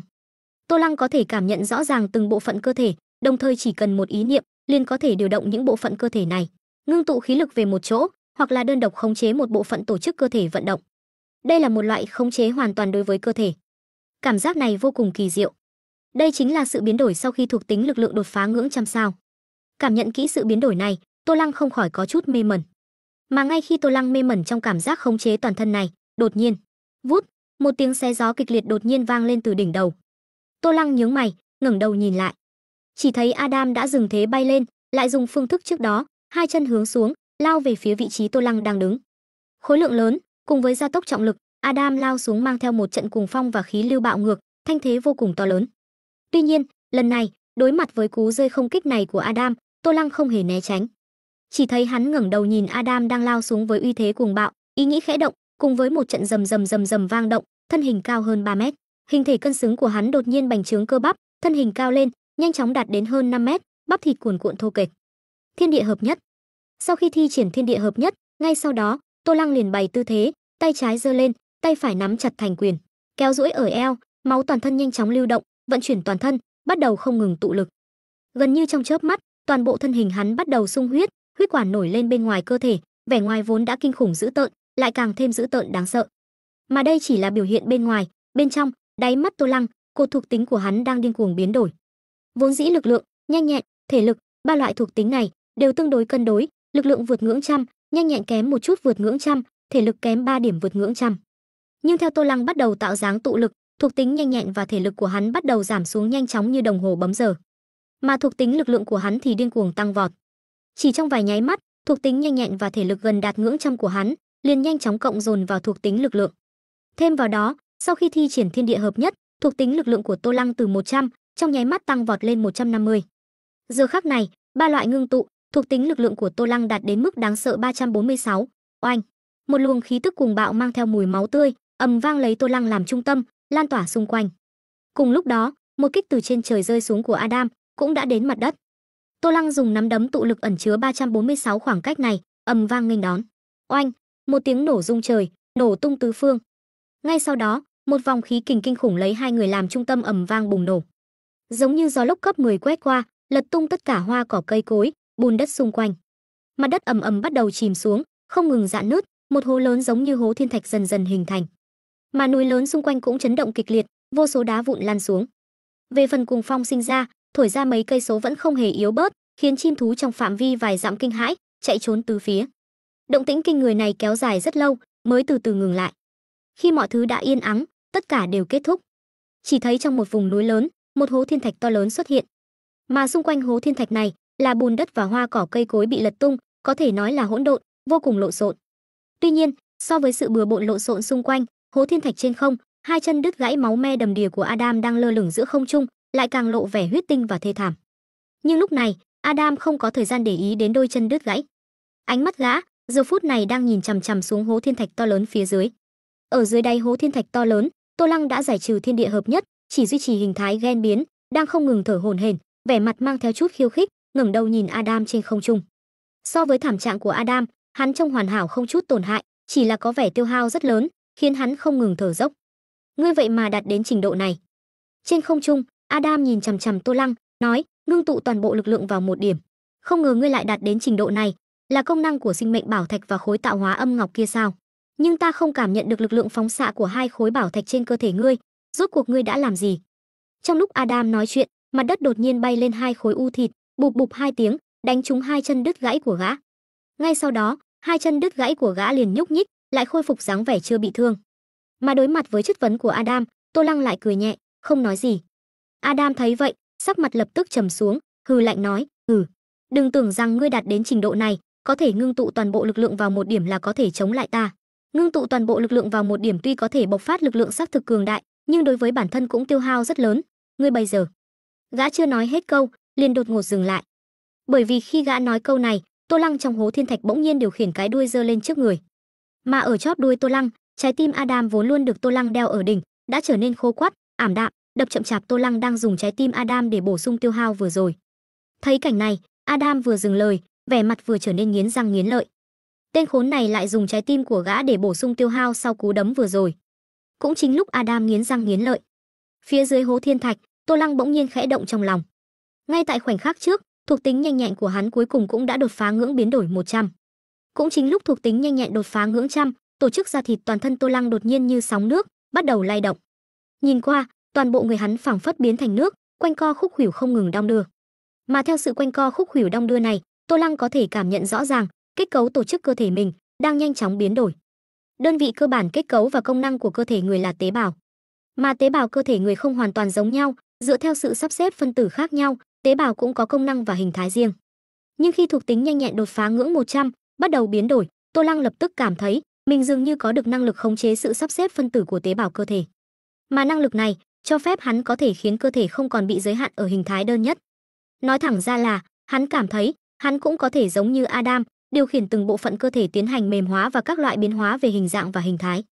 Khi cảm giác này sinh ra, Tô Lăng cũng không do dự, tâm niệm vừa động, vút, cùng với một tiếng gió phá vang lên.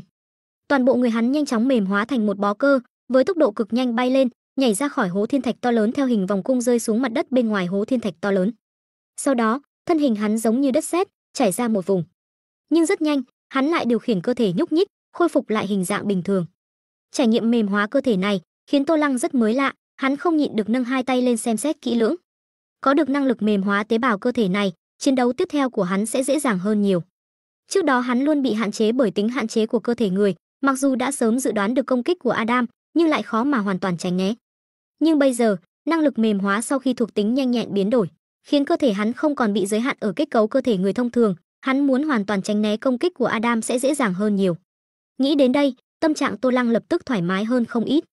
Tuy nhiên, so với tâm trạng thoải mái của hắn, Adam trên không trung sau khi chứng kiến một màn này, sắc mặt không khỏi lại âm trầm xuống.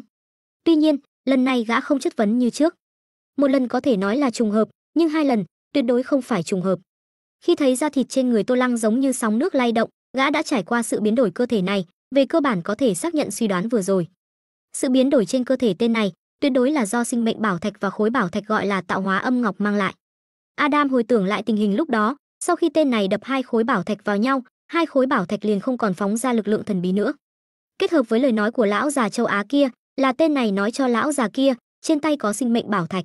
Hiển nhiên, tên này biết nhiều bí mật hơn về sinh mệnh bảo thạch và khối tạo hóa âm ngọc mà bọn họ không biết. Như vậy, đối phương chắc chắn cũng biết nhiều bí mật hơn về hai khối bảo thạch này, vậy thì việc tiêu trừ tính phóng xạ của hai khối bảo thạch cũng không có gì lạ. Mặt khác, sau khi đối phương có được hai khối bảo thạch, cơ thể và ý thức dường như không ngừng tăng cường, tần suất tăng cường này rõ ràng cũng tăng lên một đoạn. Nghĩ đến đây, Adam trong lòng lập tức có quyết định. Chỉ thấy gã trên không trung, đôi cánh thịt phía sau mở ra, quay người định rời đi, gã phải lập tức đi dung hợp càng nhiều bộ phận cơ thể, khôi phục càng nhiều thực lực để bóp chết đối phương. Mặc dù dung hợp càng nhiều bộ phận cơ thể sẽ khiến lý trí của gã bị ảnh hưởng càng thêm nghiêm trọng, nhưng gã không thể không làm như vậy.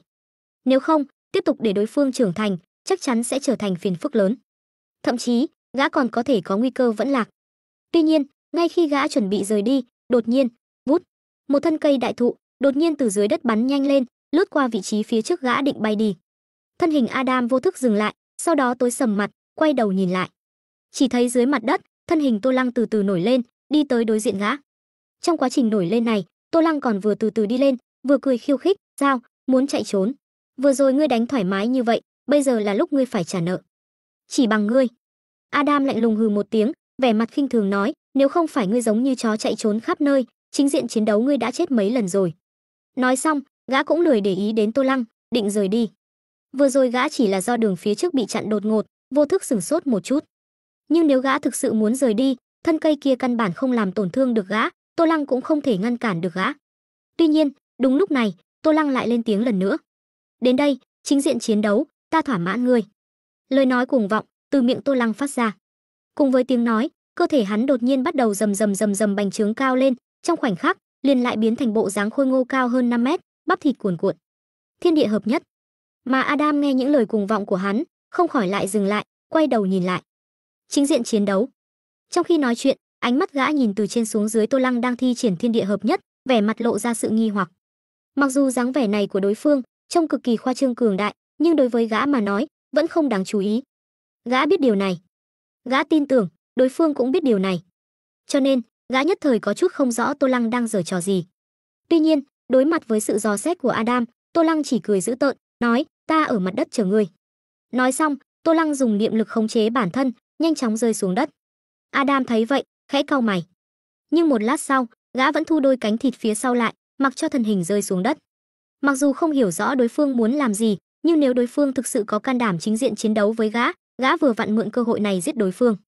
Thực lực cường đại khiến Adam không sợ hãi. Với lại, dị năng biết trước của gã trước mắt cũng không có cảm ứng nguy hiểm mãnh liệt đột ngột xuất hiện, gã không có lý do gì để sợ. Bịch, bịch, cùng với hai tiếng vật nặng rơi xuống đất lần lượt. Thân hình Tô Lăng và Adam rơi vào trong rừng cây cách hố thiên thạch to lớn không xa. Hai người cứ như vậy đứng trong rừng cây, mặt đối mặt, nhìn nhau một lát. Đột nhiên, không có dấu hiệu nào, thân hình Tô Lăng vút một cái biến mất không thấy gì nữa, khi xuất hiện lại, đã ở trước mặt Adam, một cú đá ngang mang theo tiếng gào thét kịch liệt quỷ khóc sói gào, quét về phía đầu Adam. Ở vào thế yếu, Tô Lăng lại dẫn đầu lựa chọn phát động công kích. Điểm này, ngay cả Adam cũng không ngờ tới, không khỏi hơi kinh ngạc. Nhưng cũng chỉ có vậy. Sau khi kinh ngạc, Adam chỉ đơn giản đưa tay chặn lại. Phanh, một tiếng trầm đục lớn ầm vang bùng nổ. Một vòng khí kình từ chỗ va chạm giữa tay và chân hai người lan tỏa. Adam nhẹ nhàng chặn được cú đá ngang này của Tô Lăng. Tô Lăng thi triển thiên địa hợp nhất, lực lượng tuy tăng vọt lên hơn 150, nhưng so với thuộc tính thân thể hơn 300 của Adam, vẫn có chút không đáng kể. Mà sau khi chặn được cú đá ngang này của Tô Lăng, trong mắt Adam cũng lóe lên hung quang, một tay khác nhanh chóng kéo về phía sau, tụ lực một quyền đánh về phía ngực bụng Tô Lăng. Binh binh binh binh binh. Từng tiếng từ trường phòng ngự như kính vỡ vụn dưới nắm đấm này. Mặc dù triệt tiêu gần một nửa lực lượng, nhưng lực của cú đấm này của Adam vẫn vượt qua 150 điểm thuộc tính một đoạn, hung hăng đánh trúng bụng Tô Lăng. Nhưng một lát sau, xoẹt, một cảm giác trơn trượt đột nhiên truyền đến từ nắm tay. Adam ngạc nhiên phát hiện, vảy màu xanh trên bề mặt Tô Lăng không biết từ lúc nào đã tiết ra một lớp chất lỏng sền sệt. Cú đấm này của Adam sau khi đánh trúng bụng Tô Lăng, lại trượt sang một bên. Mà cùng lúc đó, phần bụng Tô Lăng cũng lay động như sóng nước. Năng lực mềm hóa. Chất lỏng sền sệt cộng thêm năng lực mềm hóa giảm lực, cú đấm vượt qua 150 điểm thuộc tính một đoạn này của Adam, chỉ khiến Tô Lăng phát ra một tiếng hừ nhẹ không thể nghe thấy, ngay cả thân hình cũng không bay ra ngoài. Mà sau khi hừ nhẹ một tiếng, một lát sau, móng vuốt sắc nhọn như thú của Tô Lăng vút một cái, chộp về phía hai mắt Adam.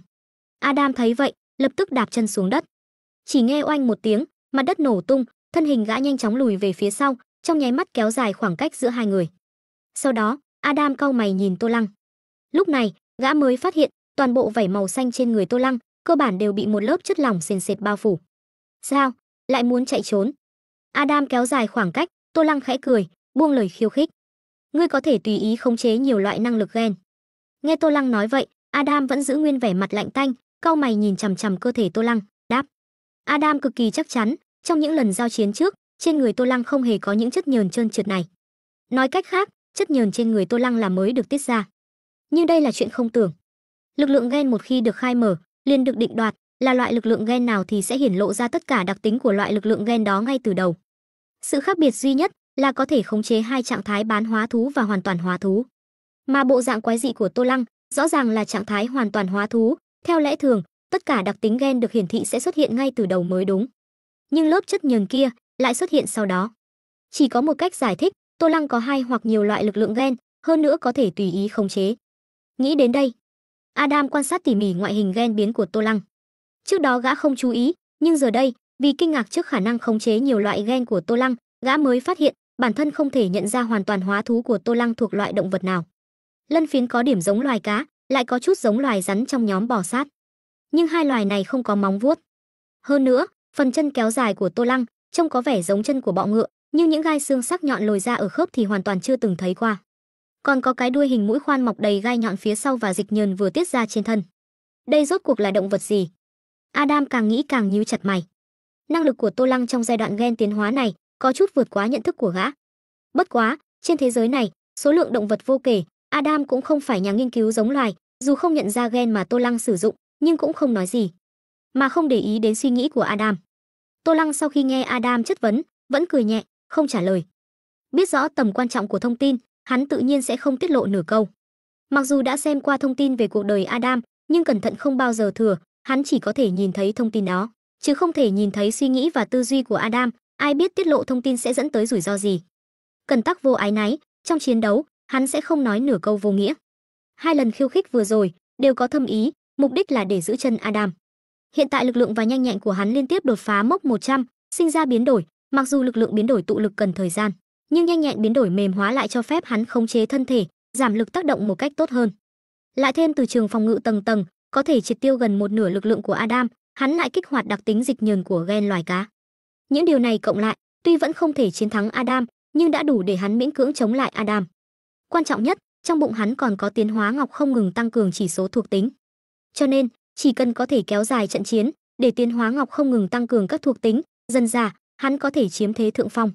Mặc dù Adam có dị năng biết trước, nhưng với phương thức nước ấm nấu ếch này, chờ dị năng của Adam phát giác được nguy hiểm, muốn thoát khỏi chiến trường e rằng không còn dễ dàng. Đây chính là kế hoạch của Tô Lăng. Hắn chuẩn bị dùng cách này phản sát Adam. Nhất là bây giờ, khi 5 bộ phận cơ thể của Adam hợp lại, lý trí bị ảnh hưởng, đầu óc có chút không tỉnh táo, đây là một cơ hội hiếm có. Được rồi, ban đầu ta khinh thường dùng gen chi lực, nhưng ngươi quả thực rất buồn nôn, lại thêm việc ngươi nắm giữ nhiều loại gen chi lực, thì đừng trách ta. Thấy Tô Lăng không có ý định trả lời, Adam nhíu mày, nói. Và theo lời gã, thân thể biến đổi rõ rệt. Hai mắt gã, trong trắng nhanh chóng chuyển sang màu hổ phách, đồng tử thu nhỏ lại thành một chấm đen, cùng lúc đó, từng sợi lông tơ mọc ra từ lỗ chân lông, bao phủ toàn thân, chủ yếu là màu vàng, nhưng lại có nhiều đốm đen lấm tấm.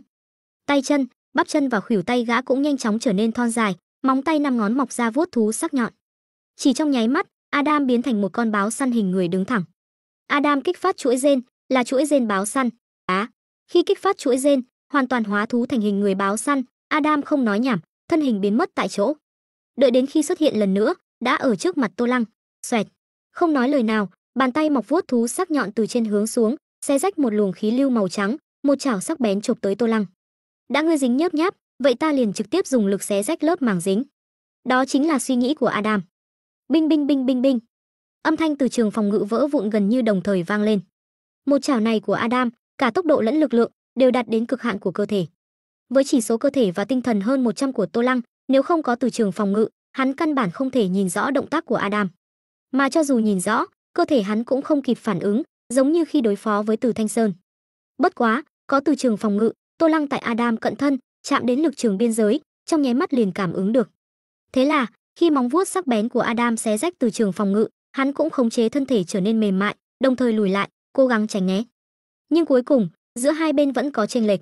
Phốc phốc, nương theo tiếng lợi khí cắt vào da thịt, Tô Lăng, dù đã nhanh chóng lùi lại, vẫn bị Adam cào ra mấy vết thương sâu tận xương ở ngực. Adam thấy vậy, lập tức hiện ra nụ cười khát máu.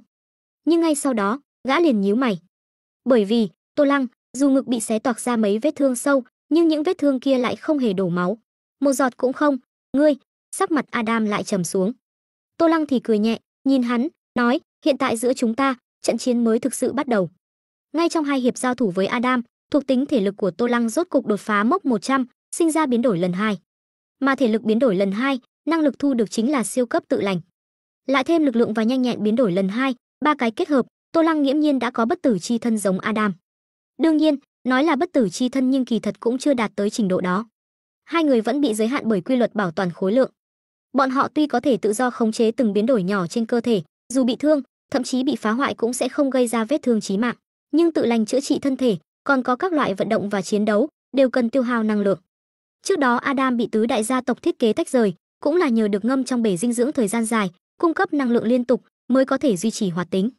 Tô Lăng cùng Adam chiến đấu, nếu không tạo ra được tổn hại đủ lớn để ảnh hưởng đến cục diện, thì tiếp theo sẽ là cuộc so tài về thể lực. Mà tình huống hiện tại, Adam đang chiếm ưu thế tuyệt đối. Nhưng Tô Lăng có tiến hóa ngọc trong bụng, liên tục tăng cường các thuộc tính, cho nên kết quả trận chiến vẫn chưa thể định đoạt, chỉ có đánh thật sự mới biết được. Đây cũng là lý do Tô Lăng nói, trận chiến giữa bọn họ giờ mới thực sự bắt đầu. Nói xong, Tô Lăng khẽ động tâm niệm, những vết thương trên ngực hắn nhanh chóng nhúc nhích, khép lại, trở lại như lúc ban đầu. Rất tốt, rất tốt. Thấy cảnh này, Adam sắc mặt không còn âm trầm, ngược lại lộ ra vẻ hứng thú và chiến ý. Đã trên thế giới có vị tiến hóa giả thứ hai mở ra trình độ tiến hóa tương đương ta, vậy thì hãy để chúng ta giao lưu thật tốt, vừa vặn ta cũng đã cô đơn rất lâu. Là vị tiến hóa giả đầu tiên trên thế giới này, hơn nữa trình độ tiến hóa còn vượt xa tất cả những người khác. Adam từ trước đến nay luôn có một loại ngạo khí của sinh mệnh thể cao cấp. Mặc dù là sinh mệnh thể cao cấp, nhưng cuối cùng gã lại bị tứ đại gia tộc dùng kế chia cắt phong ấn, nhưng khi không có thân thể, không bị dục vọng do thân thể mạnh mẽ mang lại ảnh hưởng. Đại não gã khi suy nghĩ trong căn cứ quân sự khu 51, chưa bao giờ cảm thấy đây là thất bại, mà là một lần tái sinh sau khi đi sai đường. Sau khi thoát khốn, toàn bộ tâm tư của gã đều là đoạt lại các bộ phận cơ thể, cường hóa ý thức, để bản thân tiến vào hình thái sinh mệnh thể cao cấp hơn. Không còn ràng buộc tình thân, gã từ trong đáy lòng cho rằng mình là sinh mệnh thể cao cấp duy nhất trên thế giới này, không coi trọng bất kỳ ai khác. Cho dù Từ Thanh Sơn xuất hiện, khiến gã kinh ngạc, nhưng vì Từ Thanh Sơn không mở ra giai đoạn 3 siêu não biến tiến hóa, không hiểu rõ về niệm lực, nên gã cũng không tán đồng Từ Thanh Sơn. Mà ngay cả Tô Lăng, gã cũng không cảm thấy đối phương là sinh mệnh thể cao cấp giống mình, dù sao đối phương tuy có ngoại hình dữ tợn, nhưng vẫn bị giới hạn trong cơ thể cố định. Thẳng đến khi Tô Lăng liên tiếp biến đổi cơ thể, cuối cùng trở nên giống gã, có được bất tử chi thân, không còn bị giới hạn trong cơ thể cố định, Adam mới ý thức được, trên thế giới này rốt cục có người đạt đến trình độ gần giống gã. Hơn nữa, người này còn biết được bí mật về sinh mệnh bảo thạch mà gã không hề hay biết. Giờ phút này, gã mới xem như chân chính tán đồng sự tồn tại của Tô Lăng, coi Tô Lăng là sinh mệnh thể cao cấp giống mình. Giống như một người ở trong môi trường toàn tinh tinh, đột nhiên nhìn thấy một người giống mình. Đây chính là cảm giác của Adam lúc này. Mà Tô Lăng, nghe được Adam muốn cùng hắn giao lưu, khóe miệng khẽ cong lên, không nói nhảm, bá một cái, cả người hắn biến mất. Adam thấy vậy, thân hình cũng bá một tiếng biến mất. Một lúc sau, binh binh binh binh binh, phanh phanh phanh phanh, phốc phốc, phốc phốc, phốc phốc. Âm thanh từ trường phòng ngự vỡ vụn, tiếng nắm đấm va chạm, tiếng lợi khí cắt vào da thịt. Ba loại âm thanh đan xen không ngừng.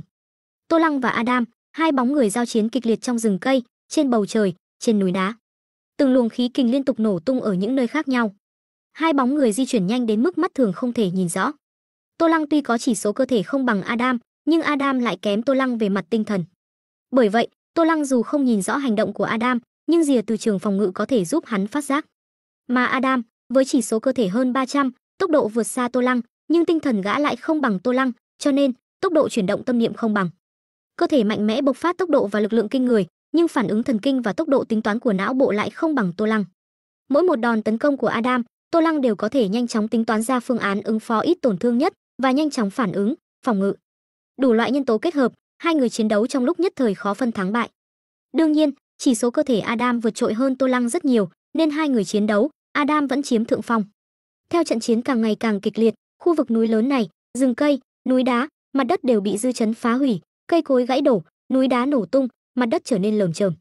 Chỉ chốc lát sau, khu vực núi lớn này giống như bị oanh tạc, trở nên tan hoang. Mà trận chiến của hai người cũng bắt đầu lan rộng ra xung quanh. Trên đường tỉnh lộ, một chiếc xe tải container đang chạy chậm rãi. Tài xế vừa lái xe vừa ngậm điếu thuốc, lơ đãng nhìn về phía trước. Đột nhiên, tài xế cảm thấy hoa mắt, một lúc sau, bành, một tiếng động lớn vang lên, con đường phía trước nổ tung thành từng mảnh, sụp đổ. Tài xế giật mình, bừng tỉnh, đạp phanh gấp. Nhưng quán tính của xe tải quá lớn, dù phanh gấp vẫn trượt về phía trước, hướng về phía con đường sụp đổ. Giờ khắc này, tài xế mặt đầy tuyệt vọng, nghĩ tới vợ con ở nhà, không biết sau này họ sẽ sống ra sao.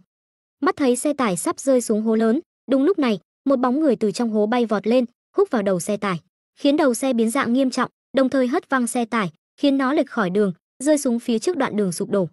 Trong xe, tài xế bị sốc này, đầu và cánh tay bị thương, nhưng cuối cùng không rơi xuống hố, bảo toàn được tính mạng.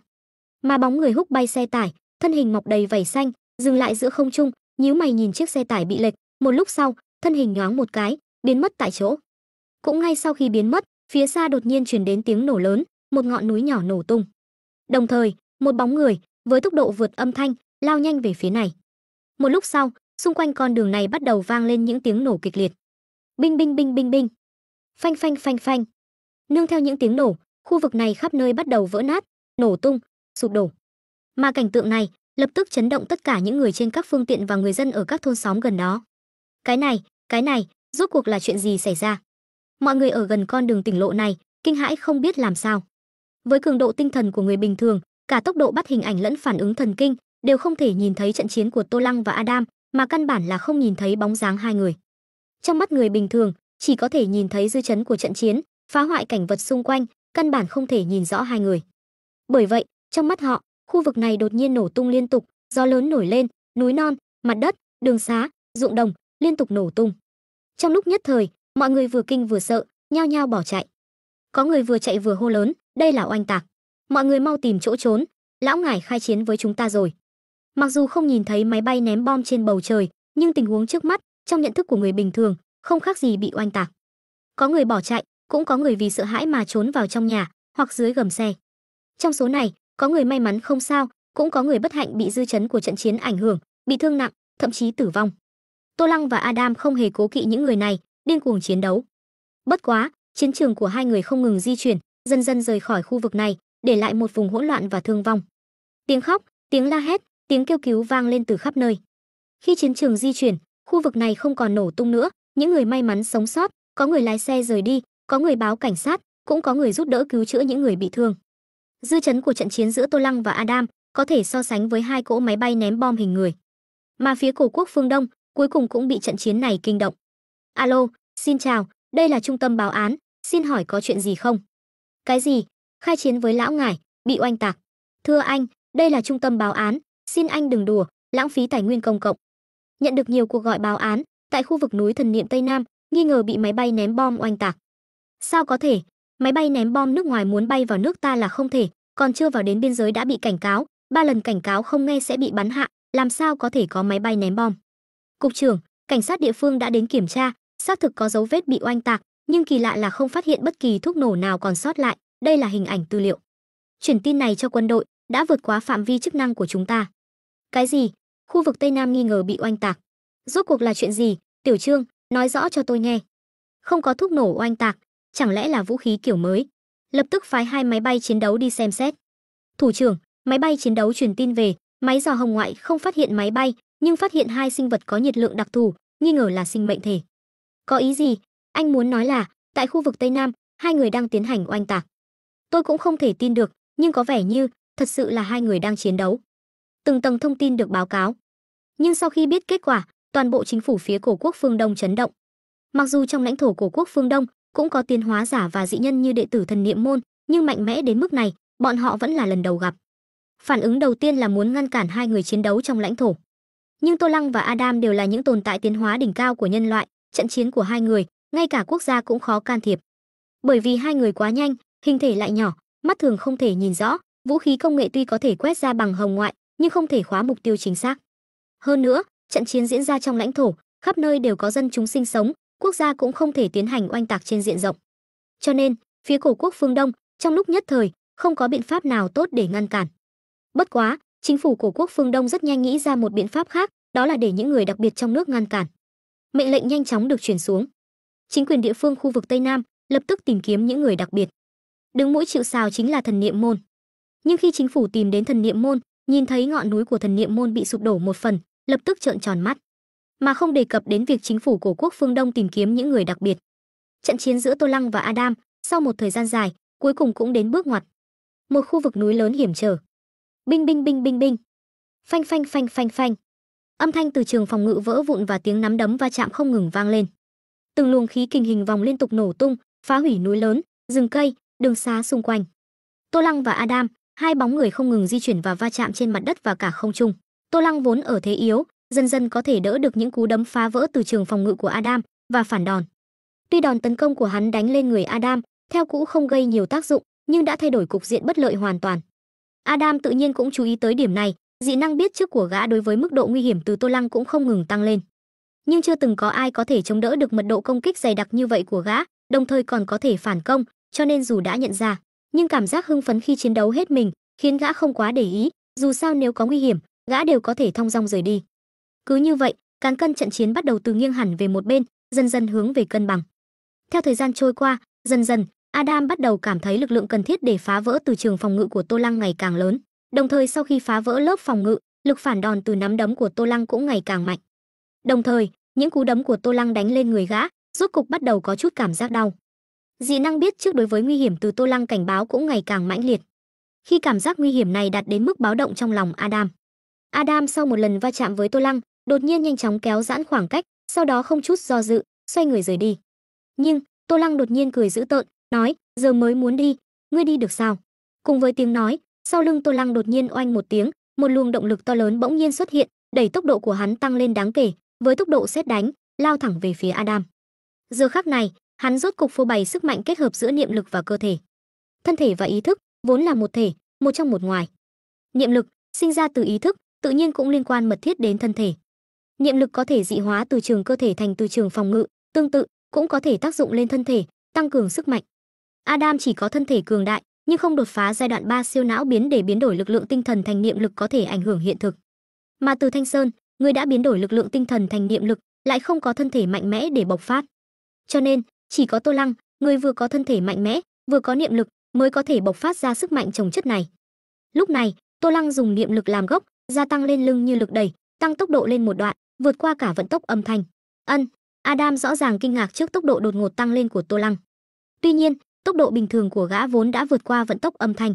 Nếu không phải Tô Lăng dựa vào từ trường phòng ngự để cảnh giác và triệt tiêu lực từ cú đấm của gã, thắng bại giữa hai người đã sớm được định đoạt. Bởi vậy, dù kinh ngạc, Adam vẫn nhanh chóng phản ứng, phòng ngự đòn tấn công bộc phát này của Tô Lăng. Chỉ thấy nắm đấm của Tô Lăng nhanh đến mức chỉ còn tàn ảnh, liên tục đánh về phía Adam, mà Adam cũng dùng hai tay, nhanh như chớp, liên tục đỡ đòn. Phanh phanh phanh phanh phanh phanh. Binh binh binh binh binh binh. Cùng với âm thanh va chạm kịch liệt, âm thanh từ trường phòng ngự vỡ vụn và từng luồng khí kình không ngừng nổ ra. Tô Lăng và Adam lại giao chiến. Chỉ có điều, lần này, Adam nhíu chặt mày.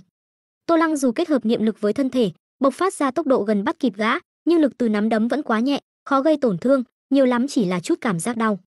Nhưng gã có thể cảm nhận rõ, Tô Lăng trong quá trình chiến đấu, cơ thể không ngừng mạnh lên. Dị năng biết trước của gã đối với nguy hiểm từ Tô Lăng cũng dần vượt qua mức báo động ban đầu. Quan trọng nhất là, tốc độ của Tô Lăng nhờ niệm lực gia trì đã gần đuổi kịp gã muốn thoát khỏi Tô Lăng có chút khó khăn. Tô Lăng giống như một miếng cao dán, mỗi khi gã muốn kéo giãn khoảng cách, liền nhanh chóng bám theo, quấn lấy gã. Sau vài lần thử, Adam đều không thể thoát khỏi Tô Lăng, điều này khiến gã cảm thấy không ổn, đồng thời bừng tỉnh, hiểu rõ nguyên nhân Tô Lăng khiêu khích gã trước đó. Hắn định dựa vào hai khối bảo thạch để không ngừng tăng cường thân thể và ý thức, từng chút lật ngược tình thế, sau đó phản sát ta. Giờ khắc này, với cảm giác nguy hiểm từ biết trước ngày càng mãnh liệt, lý trí của hắn rốt cục khôi phục. Mà sau khi hiểu rõ dự định của Tô Lăng, gã lập tức hừ lạnh, quát: "Ta đã nhìn thấu trò hề của ngươi. Ngươi cho rằng như vậy có thể thắng ta? Ngươi nằm mơ." Cùng với tiếng quát, Adam đột nhiên dừng tay, đứng vững, không giao chiến với Tô Lăng nữa, mặc cho Tô Lăng tấn công. Tô Lăng thấy vậy, ngẩn ra, nhưng tự nhiên sẽ không bỏ qua cơ hội, nắm đấm lập tức như mưa trút xuống người Adam. Phanh phanh phanh phanh phanh. Từng luồng khí kình ầm ầm nổ tung, hóa thành cuồng phong, quét ngang bốn phía. Nhưng Adam vẫn không hề hấn gì, hai tay nắm chặt, gân xanh nổi lên, không ngừng tụ lực. Theo gã tụ lực, một luồng khí tức kinh khủng bùng nổ từ cơ thể gã. Tô Lăng, người đang tấn công Adam như mưa, thấy vậy, sắc mặt hơi biến đổi. Tụ lực một điểm. Adam đang vận dụng năng lực tụ lực sau khi thuộc tính lực lượng biến đổi lần 2.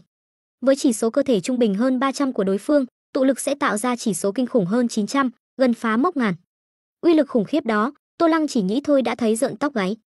Không chút do dự, Tô Lăng quay người, dùng tốc độ nhanh nhất, kết hợp giữa cường độ thân thể và niệm lực, thoát khỏi hiện trường. Thấy Tô Lăng không quay đầu lại, dùng tốc độ nhanh nhất bỏ chạy, Adam, người đang tập trung tụ lực, khóe miệng khẽ nhếch lên. Bị lừa rồi. Đây là cổ quốc phương Đông, quốc gia hùng mạnh có thể sánh ngang Eric, hắn sao có thể thật sự thi triển tụ lực, loại năng lực tiêu hao lớn.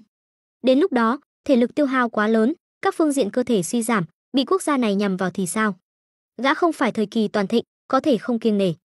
Cho nên, tụ lực của gã chỉ là làm màu, mục đích là dọa lui Tô Lăng. Khi Tô Lăng quay người bỏ chạy, Adam dùng một phần nhỏ thể lực, giải tán tụ lực, sau đó xoay người, hướng ngược lại với Tô Lăng, nhanh chóng di chuyển trong rừng, rời đi. Gã không phải chạy trốn, mà là chuẩn bị quay về, cướp đoạt thêm các bộ phận cơ thể, dung hợp, tăng thực lực lên mức có thể áp đảo Tô Lăng, sau đó quay lại tiêu diệt. Nhưng, giống như Adam đắc ý rời đi. Sau khi quay người chạy được một đoạn, Tô Lăng, trong một khu rừng, sau khi giả vờ nhìn phía sau không có Adam đuổi theo, cũng không nhịn được nhếch mép. Adam cho rằng hắn bị dọa lui, nhưng thực tế, tất cả đều là kết quả hắn cố ý dẫn dắt. Hắn kỳ thật chưa từng nghĩ có thể phản sát Adam. Đối phương là tiến hóa giả đã trải qua biến đổi cơ thể lần 2 sớm hơn hắn, 5 bộ phận cơ thể dung hợp, chỉ số trung bình đã hơn 300. Nếu đối phương tụ lực, uy lực tạo ra, hắn căn bản không thể chống đỡ. Bởi vậy, khi thuộc tính lực lượng đột phá 100, nhận được năng lực tụ lực, hắn liền không còn nghĩ đến việc phản sát Adam. Nhưng hắn khiêu khích Adam là để ép Adam thi triển tụ lực. Nguyên nhân là để tạo ra quyết tâm phản sát Adam bằng phương thức nước ấm nấu ếch. Khi Adam phát hiện nguy hiểm từ hắn từng bước tăng lên, vượt qua mức báo động, mà hắn lại quấn chặt không buông, đối phương sẽ nóng lòng thoát khỏi hắn, đi dung hợp thêm các bộ phận cơ thể. Cứ như vậy, khi đối phương thật sự thoát khỏi hắn, sẽ vì phòng ngừa hắn quấn lấy mà rời đi ngay, không nghĩ ngợi gì khác. Như thế, Tô Lăng có thể đạt được mục đích, không còn lo lắng đi giết Từ Thanh Sơn. Sở dĩ muốn giết Từ Thanh Sơn trước, ngoài việc đối phương muốn chia rẽ, ám hại hắn, chủ yếu là Tô Lăng chuẩn bị bế quan, tăng cường các chỉ số thuộc tính bằng tiến hóa ngọc với tốc độ cao nhất. Nhưng Từ Thanh Sơn có dị năng bói toán tìm người, đây là một mối nguy lớn. Không giết Từ Thanh Sơn, vạn nhất Adam dung hợp các bộ phận cơ thể khác, khôi phục thực lực áp đảo hắn, sau đó lại lợi dụng dị năng của Từ Thanh Sơn tìm đến hắn khi đang bế quan, không cho hắn thời gian tăng cường, thì hắn sẽ rơi vào tử cục. Còn nếu không khiến Adam không còn tâm trí, mà để đối phương thong dong rời đi, thì đối phương rất có thể sẽ chiếm ưu thế lý trí, đi tìm Từ Thanh Sơn trước, bắt giữ rồi cùng nhau rời đi. Cứ như vậy, Tô Lăng sẽ không thể bế quan tăng cường. Từ đầu đến cuối, mục tiêu của Tô Lăng rất rõ ràng. Nếu không phải không thể tránh khỏi, hắn sẽ không giao chiến với Adam. Hắn không phải kẻ cuồng chiến đấu. Đương nhiên, kế hoạch này có một vấn đề, đó là làm sao tìm Từ Thanh Sơn. Từ Thanh Sơn, với lực lượng tinh thần biến đổi thành niệm lực, tuy không thể so sánh với dị năng biết trước của Adam về khả năng cảm nhận nguy hiểm, nhưng cũng rất nhạy bén. Mà khi Tô Lăng và Adam giao chiến, Từ Thanh Sơn đã bỏ thần niệm môn, chạy trốn. Nếu Tô Lăng không có năng lực bản thân toàn chi, khả năng tìm được Từ Thanh Sơn cực kỳ nhỏ. Adam có thể dứt khoát rời đi, chưa chắc không có nguyên nhân này. Nhưng nếu Tô Lăng dùng bản thân toàn chi để tìm Từ Thanh Sơn, hắn sẽ lại tăng thêm một tổ dữ liệu dị thường, tăng khả năng siêu duy sát phân tích ra năng lực của hắn. Đây là một vấn đề nan giải. Nhưng may mắn, Tô Lăng đã sớm chuẩn bị. Cổ quốc phương Đông, một huyện nhỏ nào đó ở Tây Nam. Hôm nay là ngày họp chợ của huyện. Trên đường phố, người qua lại tấp nập, các cửa hàng hai bên dùng loa lớn giao hàng giảm giá. Trong đám đông, một lão giả mặc trường bào lẫn trong đó, vì ở nơi xa xôi, xung quanh đều là người từ các thôn xóm lân cận đến họp chợ, ăn mặc mộc mạc nên không có vẻ gì bất thường. Nhưng nếu nhìn kỹ, sẽ thấy, lão giả này tuy lẫn trong đám đông, nhưng mỗi người đi ngang qua đều không thể chạm vào hắn. Mỗi lần sắp va chạm, đều bị một lực vô hình ngăn lại. Lão giả cứ như vậy di chuyển trong đám đông, giống như một ông lão đi chợ bình thường. Nhưng đột nhiên, lão dừng bước. Phía trước lão, một thanh niên cũng di chuyển trong đám đông, đi về phía hắn.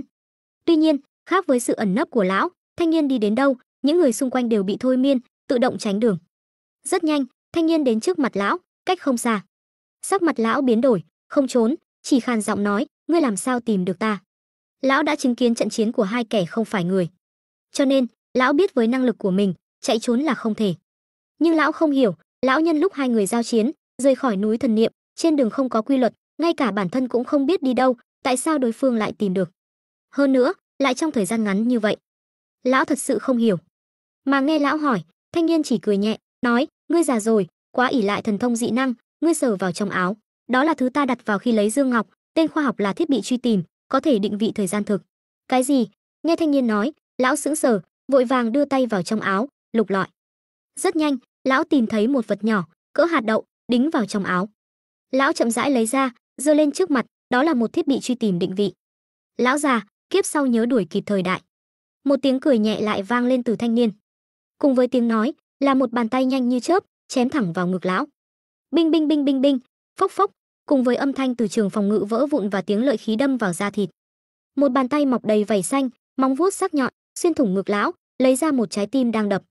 Mà lão chỉ sững sờ nhìn thanh niên không biết từ lúc nào đã áp sát, ánh mắt dần ảm đạm.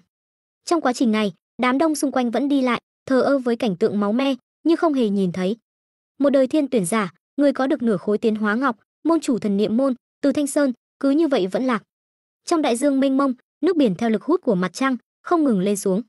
Trên mặt biển xanh thẳm, một vệt bọt nước trắng đang xé toạc đại dương, để lại dấu vết ngắn ngủi, rồi lại chìm vào màu xanh. Mà trong vệt bọt nước này lại là một bóng người đang không ngừng vung cánh tay. Nếu có người thấy cảnh này, chắc chắn sẽ chấn động, bởi vì vùng biển này là đại dương giữa Eric và cổ quốc phương Đông, cách bờ biển gần nhất cũng hơn 100 hải lý. Mà vùng biển này không phải tuyến đường hàng hải, rất ít tàu thuyền qua lại. Nói cách khác, bóng người trong vệt bọt nước này tối thiểu đã bơi hơn 100 hải lý. Đây quả thực không phải việc con người có thể làm. Mà bóng người này thực sự không phải người bình thường, chính là Adam, người đã thoát khỏi cổ quốc phương Đông và đang chuẩn bị bơi về Eric bằng đường thủy. Cường độ thân thể và ý thức không tương xứng, quả nhiên ảnh hưởng lớn đến khả năng phán đoán.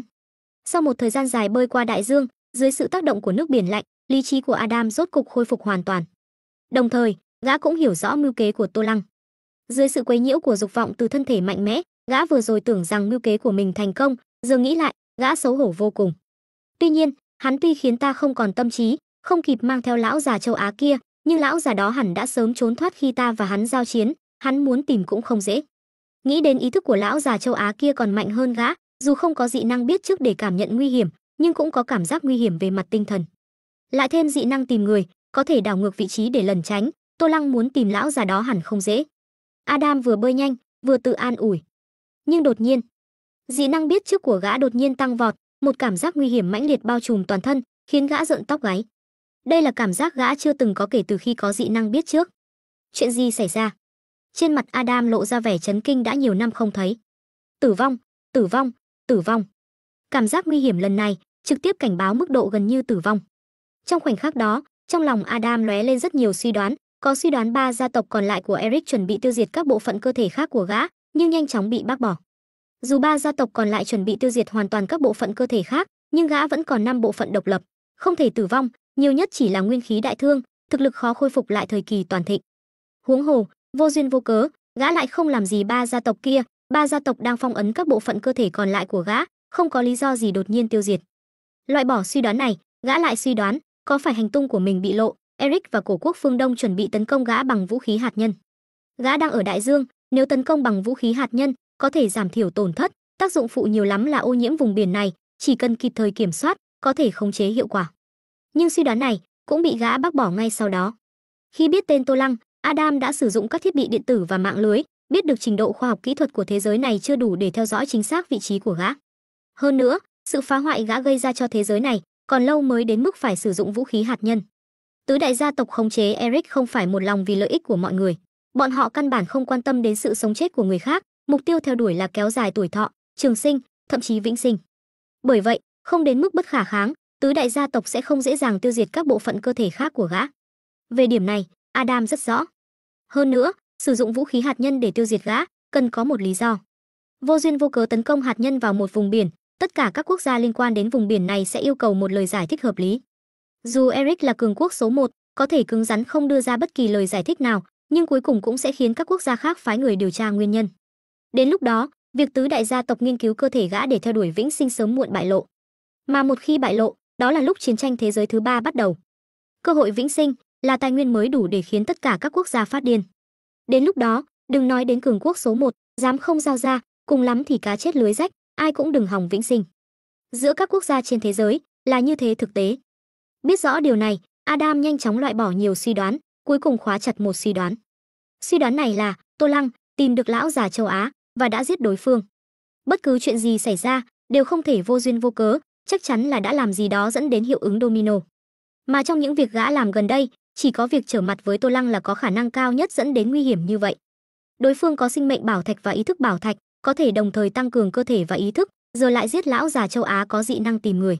Sau này chỉ cần ẩn nấp một thời gian, lợi dụng sức mạnh của hai khối bảo thạch, sớm muộn có thể tăng cường cơ thể và ý thức lên mức vượt qua tất cả mọi người, bao gồm cả gã.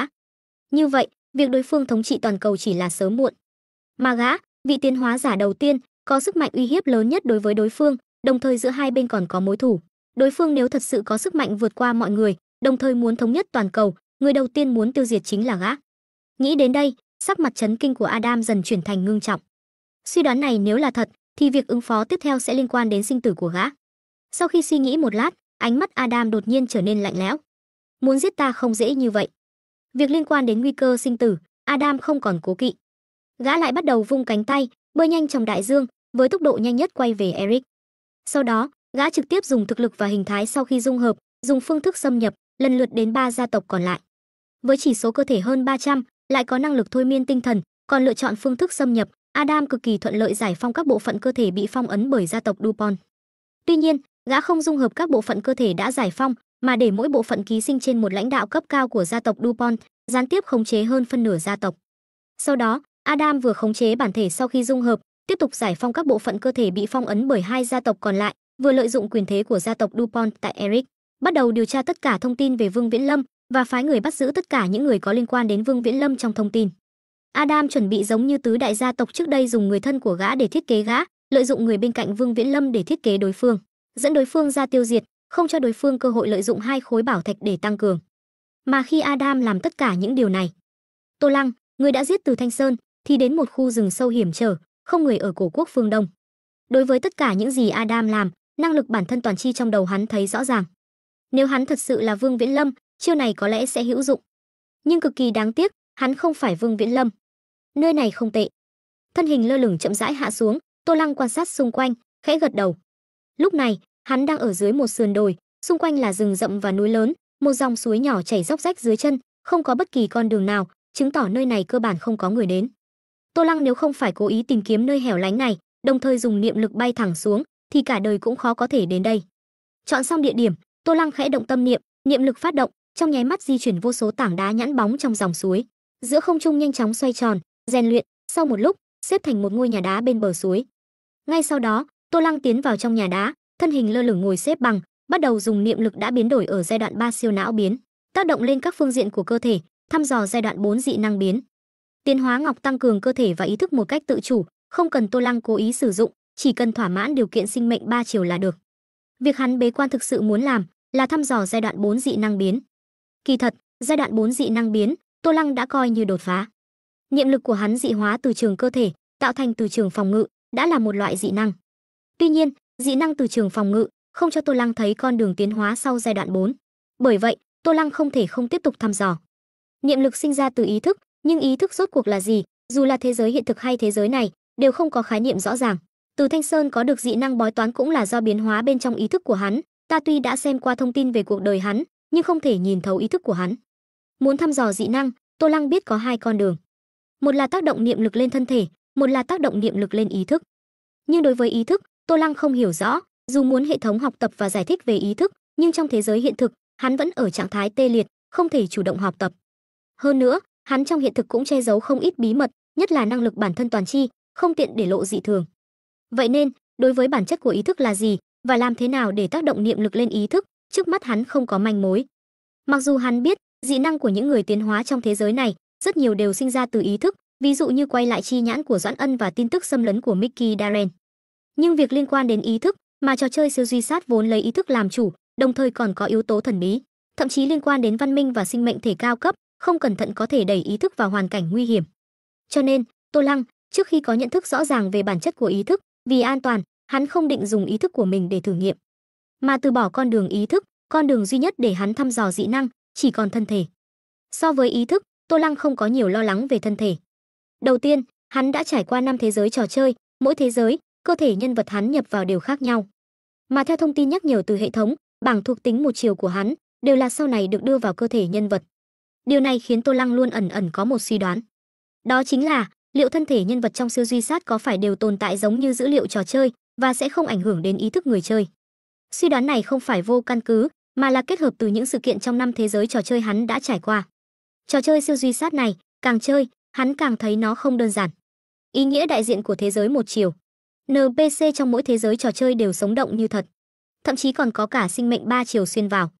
Những thông tin này dường như đều cho thấy trò chơi này không đơn thuần chỉ là trò chơi. Nhưng mỗi thế giới hắn trải qua lại đều giống hệt trò chơi.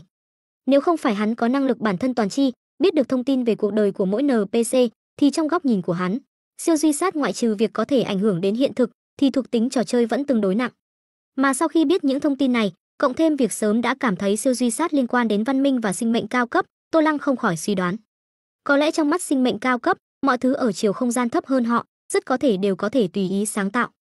Giống như trong thế giới quỷ bí võ đạo thứ 3, Tô Lăng phát hiện duy khí, bút của tác giả có thể sáng tạo ra nghi thức võ công mới. Phải chăng sinh mệnh hoặc văn minh cao cấp cũng có thể, trong điều kiện nhất định, sáng tạo ra thân thể cường đại phù hợp với ý thức của người chơi trong các thế giới chiều không gian thấp. Điều này hoàn toàn có khả năng. Giống như trong thế giới hiện thực của Tô Lăng, rất nhiều tác giả, họa sĩ, biên kịch, đạo diễn hoặc công ty game, những nghề nghiệp giàu tính sáng tạo, đều có thể từ không sinh có, sáng tạo ra một thế giới mới, hoặc tiểu thuyết, hoặc truyện tranh, hoặc phim ảnh, hoặc trò chơi. Đương nhiên, Tô Lăng không phải sinh mệnh hoặc văn minh cao cấp, hắn chỉ có thể suy đoán dựa trên nhận thức của sinh mệnh thể ba chiều. Tuy nhiên, suy đoán của hắn cũng đã được nghiệm chứng phần nào, đó là những nhân vật bản địa trong thế giới trò chơi siêu duy sát đều bị ảnh hưởng bởi thông tin dục vọng từ thân thể mạnh mẽ, nhưng hắn thì không. Dựa trên hiện tượng này, Tô Lăng phán đoán rằng nếu thân thể nhân vật trong thế giới trò chơi có vấn đề, cũng sẽ không ảnh hưởng đến ý thức của hắn.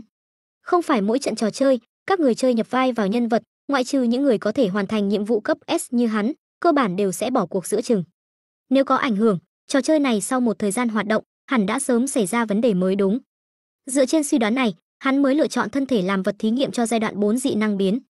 Nói đến, mỗi bộ phận cơ thể của Adam đều có công năng đặc thù. Giống như gan có thể không ngừng tái sinh, tim có thể vận chuyển cung cấp năng lượng, tai trái có thể nghe được sóng hạ âm tần số cao thấp, dạ dày có thể tiêu hóa thức ăn và hấp thụ năng lượng gần như ngay lập tức. Có lẽ đây đều là dị năng do thân thể phát ra. Nghĩ đến đây, Tô Lăng không do dự nữa, bắt đầu phóng niệm lực ra, tác động lên toàn bộ cơ bắp, xương cốt, ngũ tạng lục phủ, máu, lông tóc, tất cả các bộ phận cơ thể. Sau đó, hắn đồng thời tiến vào trạng thái thanh tĩnh công, dùng năng lực nội thị quan sát mọi biến đổi của cơ thể dưới tác động của niệm lực. Đây vốn là một quá trình rất dài, nhưng Tô Lăng có tiến hóa ngọc trong bụng trợ giúp, không ngừng tăng cường cường độ cơ thể và ý thức, khiến quá trình vốn rất dài này không ngừng được gia tốc. Và trong dòng chảy thời gian, bộ phận cơ thể đầu tiên của Tô Lăng sinh ra dị hóa, là dạ dày bao bọc lấy tiến hóa ngọc. Xoẹt xẹt, trong nhà đá, Tô Lăng đang lơ lửng giữa không trung, ngồi xếp bằng bế quan, đột nhiên, phần bụng hắn nứt ra một khe. Khe nứt này kéo dài từ rốn sang hai bên hông. Không chỉ vậy, ở hai bên mép khe nứt còn xuất hiện từng hàng răng nanh ken dài. Nhìn qua, giống như một cái miệng to như chậu máu mọc đầy răng nanh. Mà cái miệng này sau khi mở ra, lập tức phát ra một lực hút mạnh mẽ, hút toàn bộ tôm cá lớn nhỏ trong dòng suối phía trước nhà đá, cùng với một lượng lớn nước nuốt vào trong. Cùng lúc đó, Tô Lăng, người vốn nhắm mắt giữ trạng thái nội thị, cũng chậm rãi mở mắt. Hắn nhìn cái miệng rộng đầy răng nanh nứt ra ở bụng, không kinh ngạc, chỉ lẩm bẩm, quả nhiên đã thức tỉnh năng lực tiêu hóa nhanh giống như dạ dày của Adam. Những con tôm cá và nước kia, sau khi bị cái miệng rộng đầy răng nanh ở bụng hắn nuốt vào, trong nháy mắt liền bị tiêu hóa sạch sẽ, bổ sung dinh dưỡng tiêu hao trong quá trình bế quan. Mỗi bộ phận cơ thể của Adam vốn có công năng, quả nhiên là dị năng sinh ra từ việc khai phá thân thể, mà theo cách nói của cổ quốc phương Đông, còn gọi là nhục thân thần thông. Đáng tiếc, vẫn chưa thấy con đường phía trước. Mặc dù dạ dày, dưới tác động của niệm lực và sự tăng cường không ngừng của tiến hóa ngọc, đã dẫn đầu khai phá ra dị năng tương ứng, nhưng Tô Lăng vẫn chưa thấy được con đường tiến hóa sau giai đoạn 4. Tuy nhiên, hắn không hề nóng vội, dù sao thời hạn nhiệm vụ của thế giới trò chơi này là 10 năm, mà trước mắt hắn tổng cộng mới tốn chưa đến 2 năm, còn lại 8 năm. Hắn vừa đánh giá thời gian dạ dày khai phá ra dị năng, sau đó tính toán sơ bộ trong lòng, 8 năm hoàn toàn đủ để hắn khai phá dị năng cho tất cả các bộ phận cơ thể. Nếu như vậy mà vẫn không tìm ra con đường tiến hóa sau giai đoạn 4, hắn cũng không thể nói gì hơn. Nghĩ đến đây, Tô Lăng không nghĩ nhiều nữa, dạ dày co bóp, cái miệng rộng đầy răng nanh ở bụng trong nháy mắt nhả tiến hóa ngọc ra. Tiếp theo là các bộ phận cơ thể khác. Dùng niệm lực khống chế tiến hóa ngọc vừa nhả ra, Tô Lăng khẽ động tâm niệm, xương sườn chỗ trong nháy mắt nứt ra một khe. Sau đó, Tô Lăng liền dùng niệm lực khống chế tiến hóa ngọc chui vào khe nứt ở xương sườn. Giờ đây Tô Lăng, đối với cơ thể có sự khống chế tuyệt đối. Mà khống chế tuyệt đối, tự nhiên đi kèm với cảm nhận tuyệt đối. Sau khi dạ dày khai phá ra dị năng, Tô Lăng có thể cảm nhận rõ ràng, mặc dù trong mắt hắn, thông tin hệ thống đưa ra về tăng cường thuộc tính cơ thể và tinh thần đều tăng như nhau, nhưng cảm giác cụ thể của cơ thể lại khác. Dạ dày chứa tiến hóa ngọc, gần tiến hóa ngọc nhất, phần lớn điểm thuộc tính tăng cường đều tập trung vào dạ dày. Mà cơ thể càng mạnh, dưới tác động của niệm lực, càng dễ dàng khai phá ra dị năng. Đây là cảm nhận tinh tế của Tô Lăng trong tình huống ý thức tinh thần khống chế tuyệt đối cơ thể. Bởi vậy, sau khi dạ dày khai phá ra dị năng, Tô Lăng quyết định chuyển tiến hóa ngọc đến các bộ phận cơ thể khác để khai phá dị năng của những bộ phận đó nhanh hơn. Mà lựa chọn hàng đầu của hắn là gan nằm ở xương sườn. Gan của Adam có năng lực tái sinh, đây là một năng lực rất lợi hại. Sau khi có kinh nghiệm sơ bộ về thăm dò thân thể dị năng, Tô Lăng đương nhiên ưu tiên lựa chọn dị năng bảo mệnh lợi hại này để khai phá. Lần này, hắn trực tiếp đặt tiến hóa ngọc lên gan, sau đó tập trung toàn bộ niệm lực vào gan. Hai hướng cùng tiến, gan của hắn bắt đầu nhanh chóng biến đổi. Cũng trong lúc Tô Lăng bế quan, chuyên tâm khai phá dị năng cơ thể, bên ngoài, trong lãnh thổ Eric, gia tộc DuPont đã huy động một lượng lớn nhân viên, lần lượt bắt giữ bí mật hầu hết những người đã từng tiếp xúc, dù chỉ là quen biết sơ qua, trong cuộc đời Vương Viễn Lâm. Những người bị bắt này, toàn bộ đều bị giam giữ trong một căn cứ nào đó của gia tộc DuPont. Trong số đó, có cả Matthew, Herbert, Wade, ba người đã gia nhập liên minh tiến hóa giả. Ba người sau khi tự ý rời bỏ Tô Lăng, gia nhập liên minh tiến hóa giả ở New Thành, bắt đầu làm anh hùng, liền không còn liên hệ với Tô Lăng nữa, cũng không hề quay lại trang viên ở ngoại ô. Tô Lăng không có thời gian để ý đến ba người, mà ba người kỳ thật cũng tương tự. Ba người bận rộn làm anh hùng ở New Thành, được thị dân sùng bái, tuổi trẻ nóng tính, ít nhiều có chút tự mãn. Thêm vào đó, theo việc ngày càng có nhiều tiến hóa giả gia nhập liên minh tiến hóa giả, tổ chức này không ngừng lớn mạnh, cuối cùng cũng thu hút sự chú ý của chính phủ, và chính phủ đã cử người vào. Giờ đây, liên minh tiến hóa giả đã là tổ chức bán chính thức, các tiến hóa giả bên trong đều được biên chế thống nhất, coi như ăn lương nhà nước. Mà Matthew, ba người tuy thực lực không quá nổi bật, chỉ là tiến hóa giả giai đoạn 1, nhưng vì tuổi còn trẻ nên được liên minh và chính phủ sắp xếp vào trường học. Với năng lực của ba người, ở trong môi trường học đường, tự nhiên trở thành nhân vật nổi bật. Mặc dù tổ chức chính phủ yêu cầu ba người không được tùy ý thể hiện năng lực tiến hóa giả, nhưng dựa vào những thành quả Tô Lăng huấn luyện trong một năm, ba người cũng không có đối thủ trong trường. Trong tình thế thuận lợi như vậy, ba người tự nhiên càng quên bẵng Tô Lăng và vị kia ở trang viên ngoại ô. Tuy nhiên, vật cực tất phản.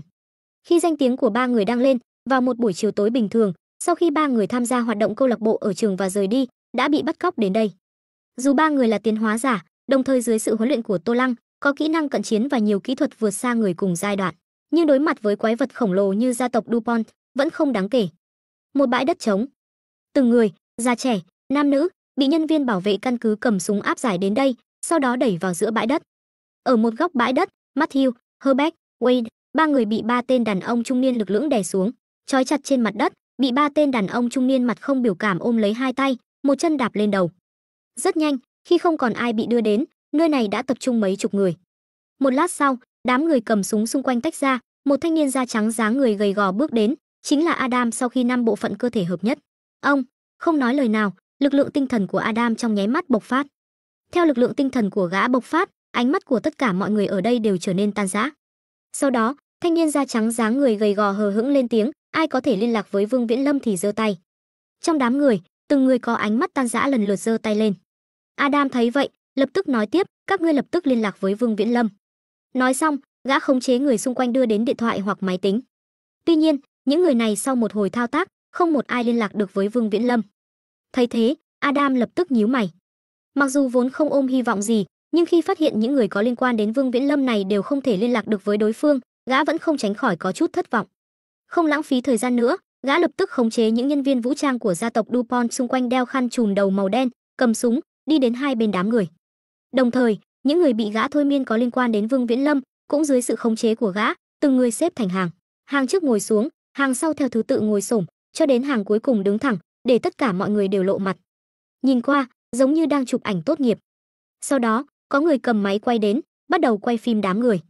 Những nhân viên vũ trang đeo khăn trùm đầu màu đen bắt đầu đưa ra một vài điều kiện, nếu không sẽ giết chết những người ở đây. Rõ ràng là đang quay một video uy hiếp khủng bố.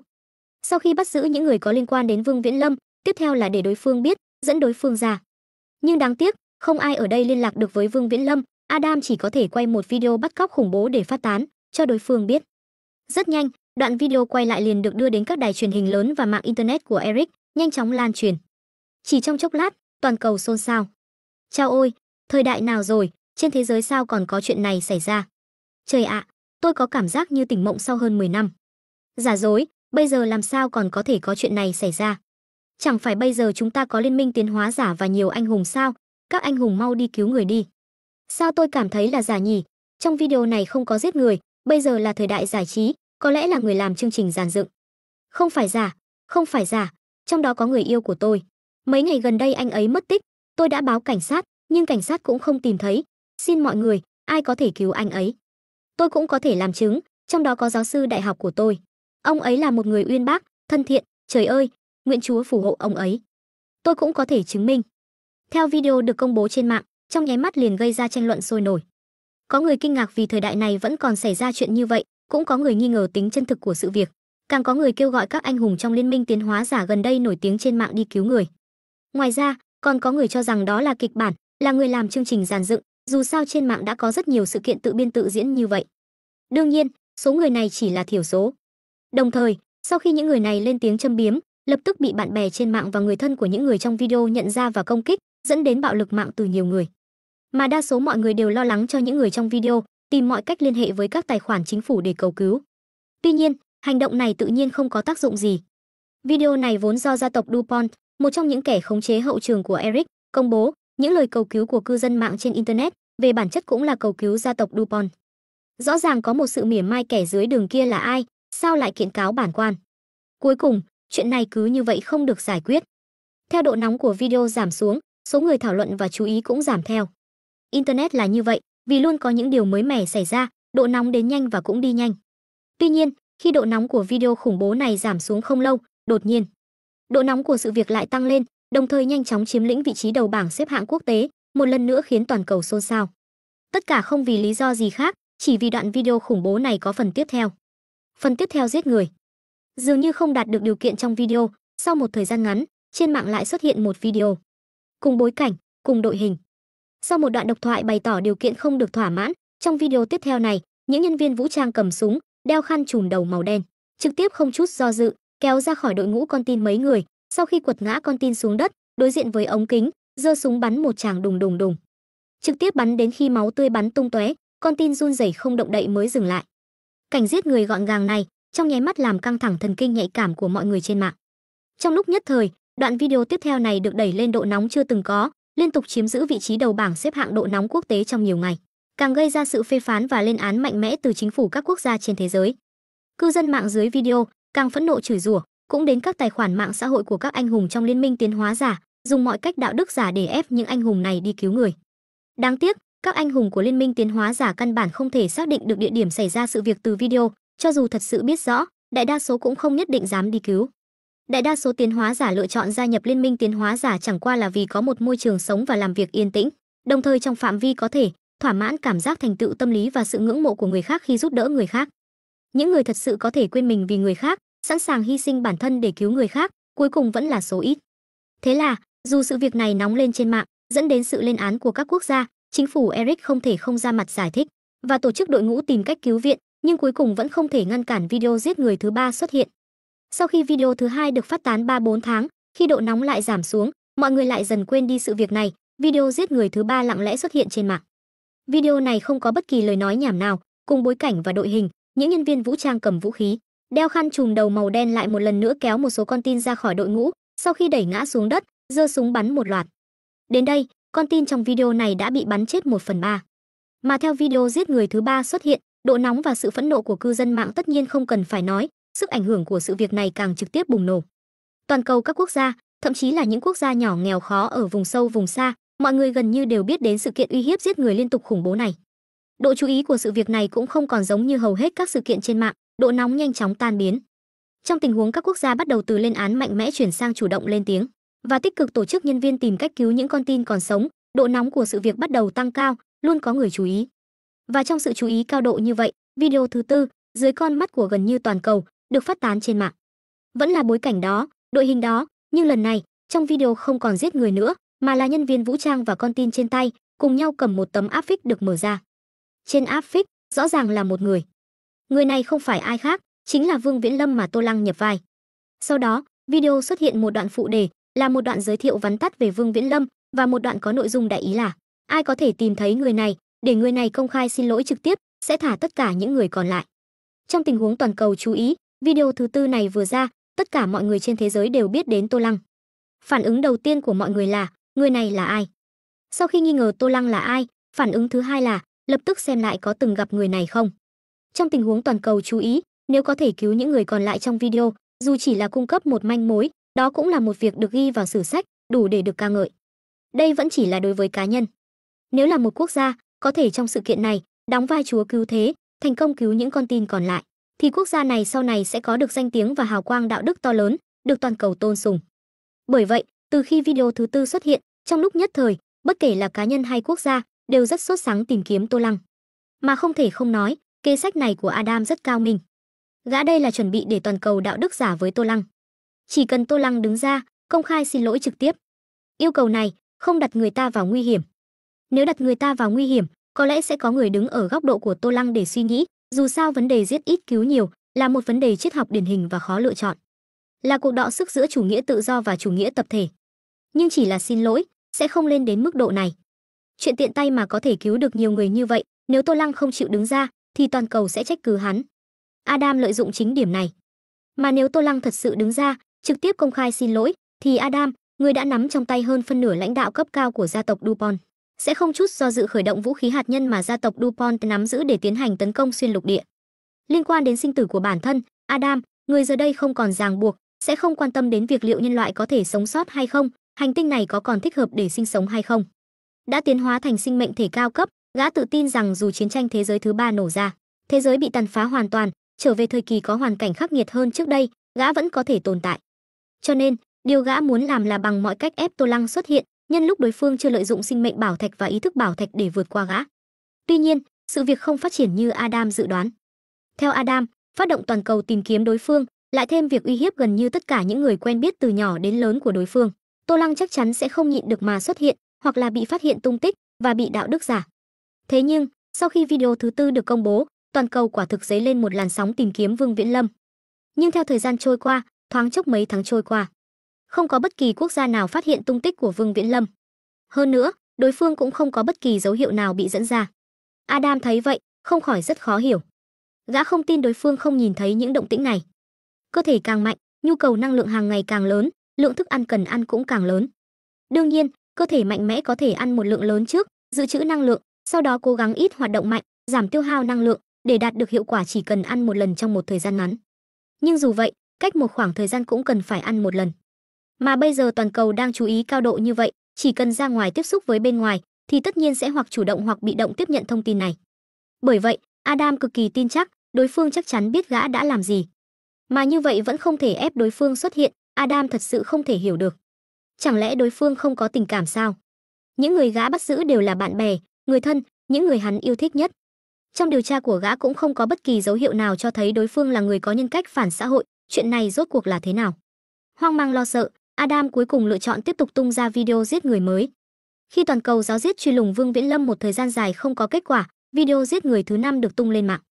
Lần này, 2/3 số con tin còn lại bị bắn chết một phần, từ 2/3 ban đầu chỉ còn một nửa. Toàn cầu lại chấn động.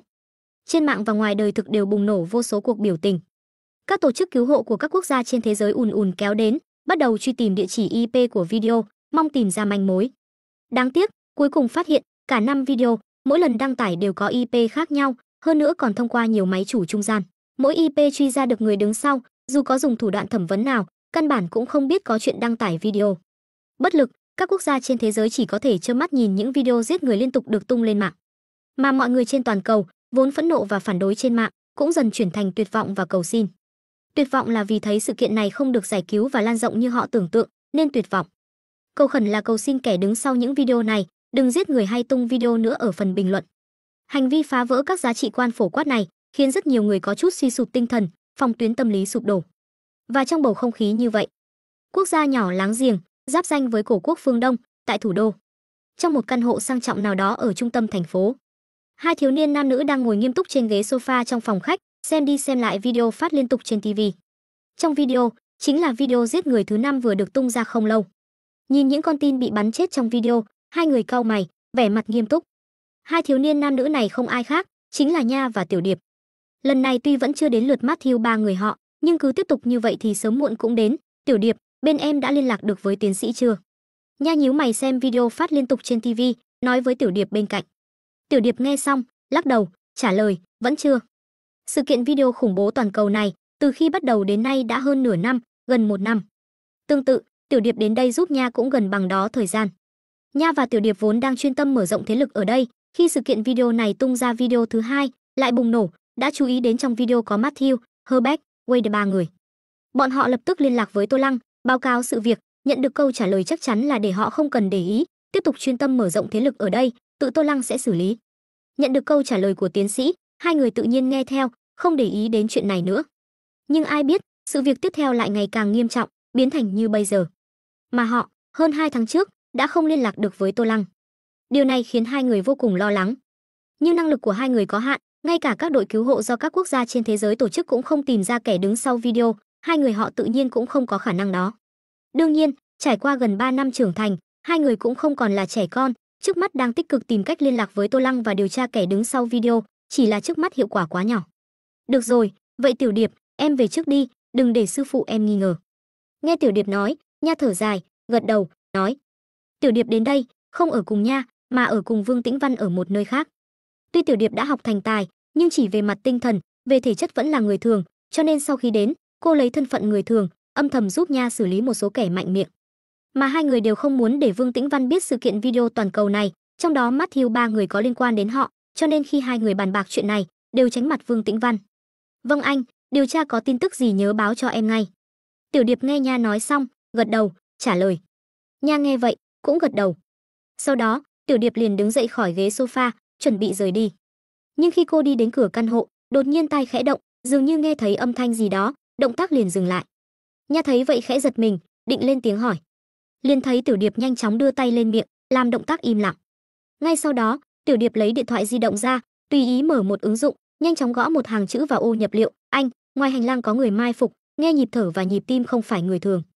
Nha nhìn hàng chữ này, lập tức nghiêm mặt, vẻ mặt trở nên nghiêm túc. Cùng lúc đó, Cổ Quốc phương Đông, rừng sâu núi thẳm, trong căn nhà đá ở khe núi. Tô Lăng vốn đang ngồi xếp bằng lơ lửng giữa không trung, không biết từ lúc nào đã rơi xuống đất.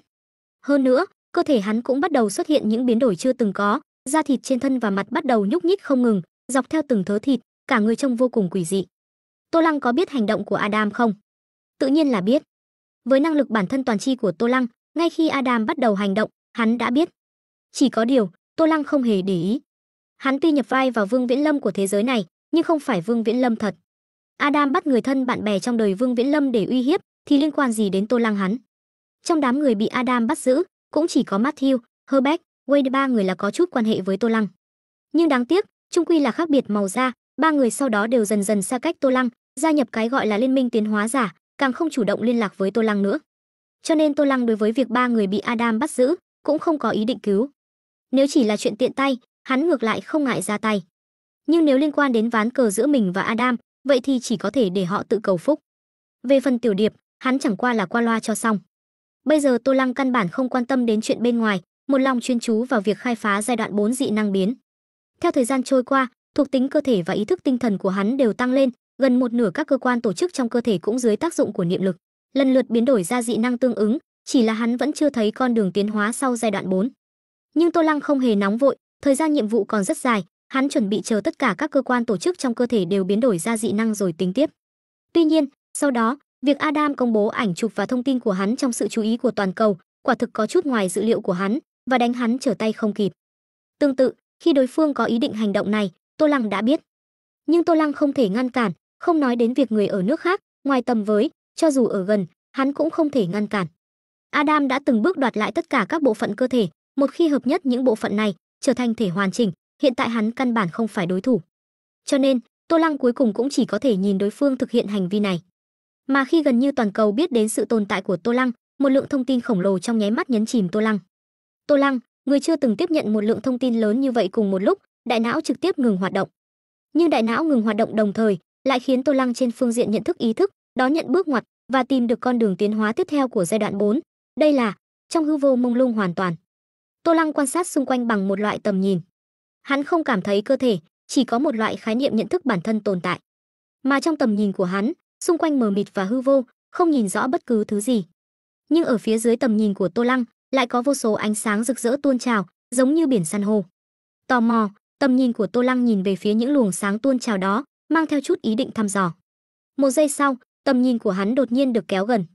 Những luồng sáng tuôn trào đó có thể nhìn thấy rõ ràng, xuất hiện dưới tầm mắt Tô Lăng. Chỉ thấy những luồng sáng tuôn trào này, thực ra là do từng hạt bi nhỏ tạo thành.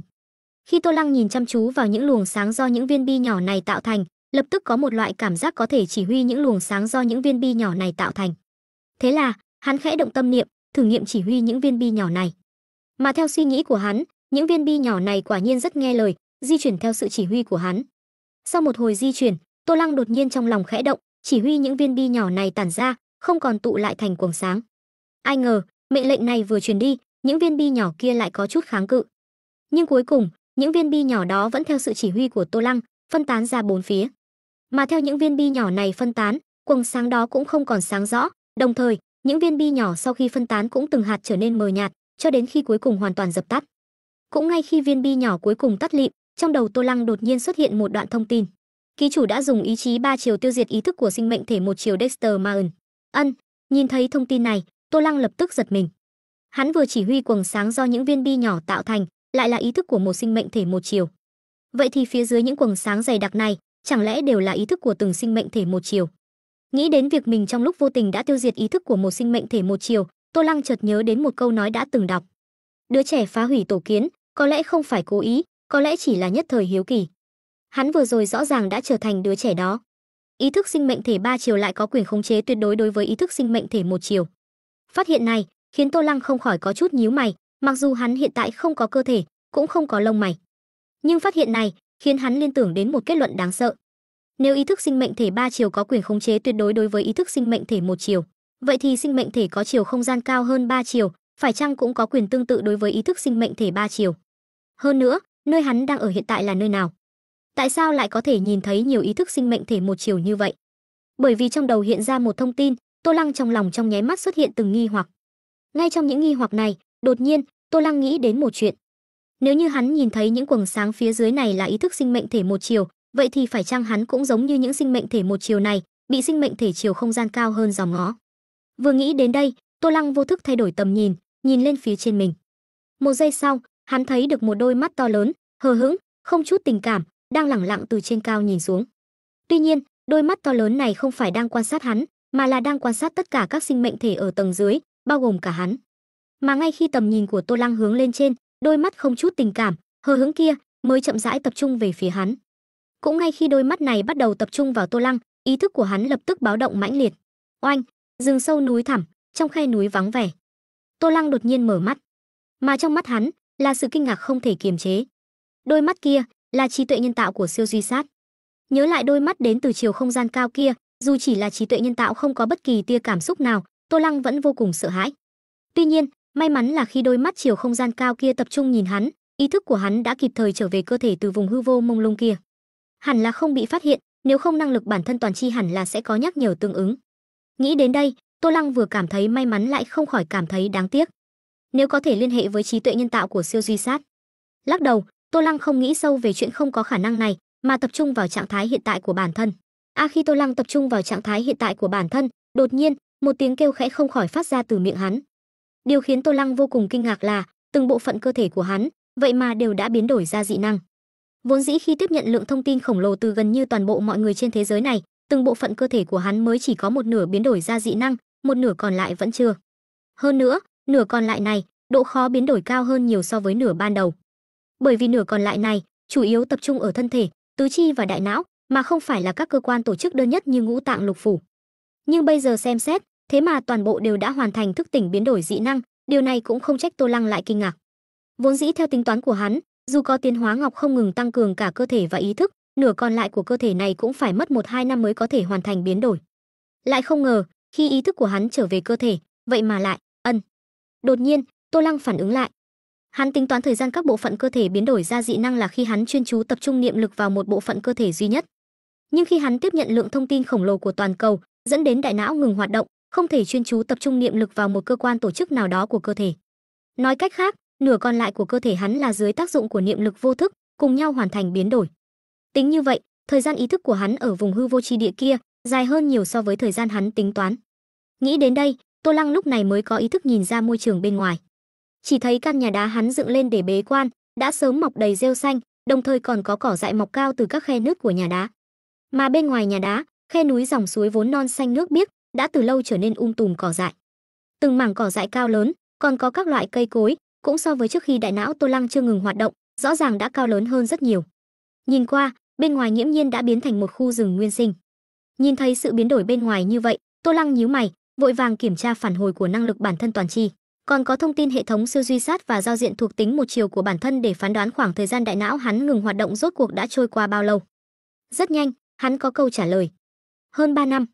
Đại não của hắn vậy mà đã ngừng hoạt động hơn 3 năm. Thêm thời gian hắn đã sử dụng khi mới vào thế giới trò chơi này, trong 10 năm thời hạn nhiệm vụ, hắn đã dùng hết 6-7 năm, chỉ còn lại hơn 3 năm. Trong đó, một nửa thời hạn nhiệm vụ, vậy mà đều trôi qua trong 3 năm đại não ngừng hoạt động. Tuy nhiên, Tô Lăng không quan tâm đến thời hạn nhiệm vụ. Hắn quan tâm là ý thức của hắn ở vùng hư vô chi địa kia, từ cảm quan của hắn, cảm thấy thời gian ở đó căn bản không lâu. Nhưng ở thế giới này, vậy mà đã trôi qua hơn 3 năm. Tô Lăng không khỏi cau mày, cố gắng phân tích nguyên nhân. Đầu tiên, tốc độ trôi qua thời gian ở vùng hư vô chi địa kia rất có thể khác với thế giới này.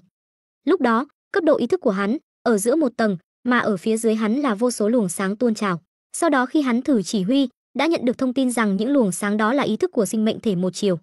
Ý thức bản thể của hắn là 3 chiều, mà những luồng sáng phía dưới kia là ý thức một chiều. Nếu phân chia như vậy, thì vĩ độ ý thức của hắn lúc đó rất có khả năng là vĩ độ 3 chiều. Những sinh mệnh thể ý thức một chiều phía dưới hắn là vĩ độ một chiều. Vĩ độ khác nhau, tốc độ trôi qua thời gian rất có khả năng cũng khác nhau. Điểm này có thể lấy việc tốc độ trôi qua thời gian của mỗi trò chơi siêu duy sát đều nhanh hơn thế giới hiện thực làm căn cứ chứng minh. Cho nên, lúc đó ý thức bản thể của hắn ở 3 chiều, mà thế giới này ở vĩ độ một chiều. Tốc độ trôi qua thời gian của cả hai khác nhau, như vậy, hắn rõ ràng cảm thấy thời gian ở đó không lâu, nhưng ở thế giới này lại trôi qua hơn 3 năm là điều hợp lý. Mà dựa trên lý thuyết này, trí tuệ nhân tạo siêu duy sát ở vĩ độ cao hơn, tốc độ trôi qua thời gian có lẽ cũng khác với 3 chiều và một chiều. Tuy nhiên, vì không hiểu rõ vĩ độ cao hơn, Tô Lăng không thể suy đoán tùy tiện. Nhưng, trải qua một phen phân tích, hắn đã chấp nhận được việc đại não ngừng hoạt động hơn 3 năm ở thế giới này. Thế giới này và thế giới hiện thực vốn có tốc độ trôi qua thời gian khác nhau, là 100/1 ở trạng thái ý thức. Cảm giác về thời gian lại mơ hồ, thoáng chốc hơn 3 năm tuy khoa trương, nhưng vẫn hợp tình hợp lý. Tuy nhiên, trong lòng Tô Lăng vẫn còn nghi hoặc. Đó là, tại sao trong trạng thái đại não ngừng hoạt động, hắn lại tiến vào vùng vĩ độ hư vô mông lung đó? Hắn sau này còn có thể vào đó không? Hay là phải đến khi đại não ngừng hoạt động mới có thể vào? Nói thật, loại năng lực kinh khủng có thể tùy ý xóa bỏ ý thức của sinh mệnh thể chiều không gian thấp bằng ý thức 3 chiều, hắn rất hướng tới. Ngoài ra, vùng vĩ độ hư vô mông lung kia, tại sao lại không có ý thức 3 chiều khác? Ở vĩ độ 3 chiều, tầm mắt của hắn mở ra, chỉ có một mình hắn. Theo lý mà nói, hai người chơi phe đỏ còn lại trong trò chơi này, bản thể ý thức của họ cũng là 3 chiều, hẳn là cũng ở vùng vĩ độ đó và cùng độ cao với hắn mới đúng. Hay là nói, để vào vùng vĩ độ hư vô mông lung đó, cần một loại điều kiện nào đó không biết. Cuối cùng là, vùng vĩ độ hư vô mông lung đó, tại sao sinh mệnh thể lại ít như vậy? Hắn ở 3 chiều, còn có vĩ độ cao hơn phía trên thì không nói. Ngay cả lúc đó, tầm mắt ý thức của hắn ở phía dưới, những quầng sáng dày đặc như san hô biển. Thực ra về số lượng, còn lâu mới khoa trương như hắn tưởng tượng. Hắn dù sao cũng đã trải qua 5 thế giới trò chơi, nhưng số lượng những quầng sáng đó tuy hùng vĩ, nhưng nếu hồi tưởng lại cẩn thận, nhiều lắm cũng chỉ bằng số lượng ý thức sinh mệnh của một thế giới. Điểm này có chút kỳ quái. Đương nhiên, đối với điểm này, Tô Lăng có suy đoán của riêng mình. Hắn cho rằng, rất có khả năng là trí tuệ nhân tạo cao cấp của siêu duy sát đã trói buộc hắn và những sinh mệnh thể ý thức một chiều trong thế giới trò chơi này vào một khu vực cố định. Chỉ có như vậy mới có thể giải thích tại sao vùng vĩ độ hư vô mông lung đó lại có bộ dạng mà hắn nhìn thấy. Tuy nhiên, suy đoán này cần phải được kiểm chứng, mà những nghi hoặc này đều phải chờ sau này thăm dò. Tô Lăng nhanh chóng thoát khỏi những nghi hoặc và suy đoán này, tập trung vào trò chơi trước mắt. Ngay vừa rồi, hắn đã xem qua tình hình hiện tại của thế giới này.